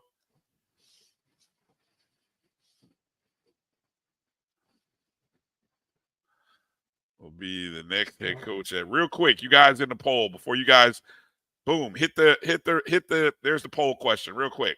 Last poll, hit the polls real quick. Will Hugh Jackson be the next head coach at Morehouse? Real quick. Come on. We're going to see how quickly we can do this in 30 seconds before they come out of commercial break. I want to see what people say. Ooh, it's fluctuating. Ooh, it's flipping here. Come on, hit those votes. I want to hear what you say, people. Hey, A.D. Campbell, if you got any information on that, I wasn't aware of Coach Coxon. Thanks for that tip. But shoot me some information on my Twitter at BCSN Drew if you got any information on that. So we have to add that to the list and recalculate the numbers, Brian. Yeah, I mean, wasn't he a part of rebuilding that program too? He started. He started the program. Jeez, Louise. And I thought I knew all the lower level coaches that were that had been released. So I am going to add that to the spreadsheet, Brian, and then we'll add the numbers at a later point. All right, sounds good. All right, so far, Drew, 60% of the people who have voted have said no. So we'll see. All right. Well, that's going to do it for this show. We thank everybody for coming in and hanging with us. Appreciate all the commentary, all the thoughts. You can always catch a replay of it later. I want to encourage everybody, if you're a podcast listener, go look for the BCSN Pod Zone on whatever platform, Spotify, Amazon Music, iHeartRadio, Apple and Google Podcasts, Radio Public. Go look for the BCSN Pod Zone. Download it. Download the shows. Rate, review. You don't have to listen to it. We just want the algorithmic numbers and processing. So, but hey, if you miss something, you can always go back and listen to it there, as well as many other places that we have our shows. And if you like our show and you really like it, go back and listen to it on a different platform, so we get the numbers on that other platform. Terrence Davis. Go back and watch it on the same platform. Terrence Davis might be breaking news here. I don't know. Terrence Davis is saying that. Now, what Jackson is that, Terrence? You got to be a little. I think I know. Or is he saying Tremaine Jackson or Hugh Jackson? Tremaine would not go from Valdosta State to Brown. I wouldn't either. You're right. Hell, I would not do that. No. No. The only relationship to me and Whitlock is we both grew up in the east side of Indianapolis, Indiana. And while he was playing with the legendary Jeff George, I was in middle school going to those high school games, watching them play. I did get a chance to meet him one time in Indianapolis back during the Super Bowl year when he hosted an event at his father's old restaurant. If you know anything about Indy, but I didn't know him. Aren't him and Stephen A having a beef right now? Oh man, I went down the rabbit hole of watching that whole thing. Hilarious. All Stephen A did was cuss at him and call him names, and then all Whitlock did was just slice apart Stephen's book. So it was kind of interesting. It was kind of entertaining. But I think that was a Sunday. I think that might have been the Sunday we didn't do the show. So I think that's why we didn't do the show, because I spent the first 4 hours of the morning going down the rabbit hole of watching those two shows and watching them with each other. And after a while, I just said, I got to do something better with my life because this is bad. Man, let's pick up this show and get out of here, man. All right, we've everybody. been signing off for the last 30 minutes. I know. Now we're done. All right, everybody, be well. Have a great week. Continue to like, subscribe, and follow the Black College Sports Network at MyBCSN1, the number one, wherever you got us. For AD Drew, I'm Brian Fulford. Peace out, everybody. Well, But you stay hard.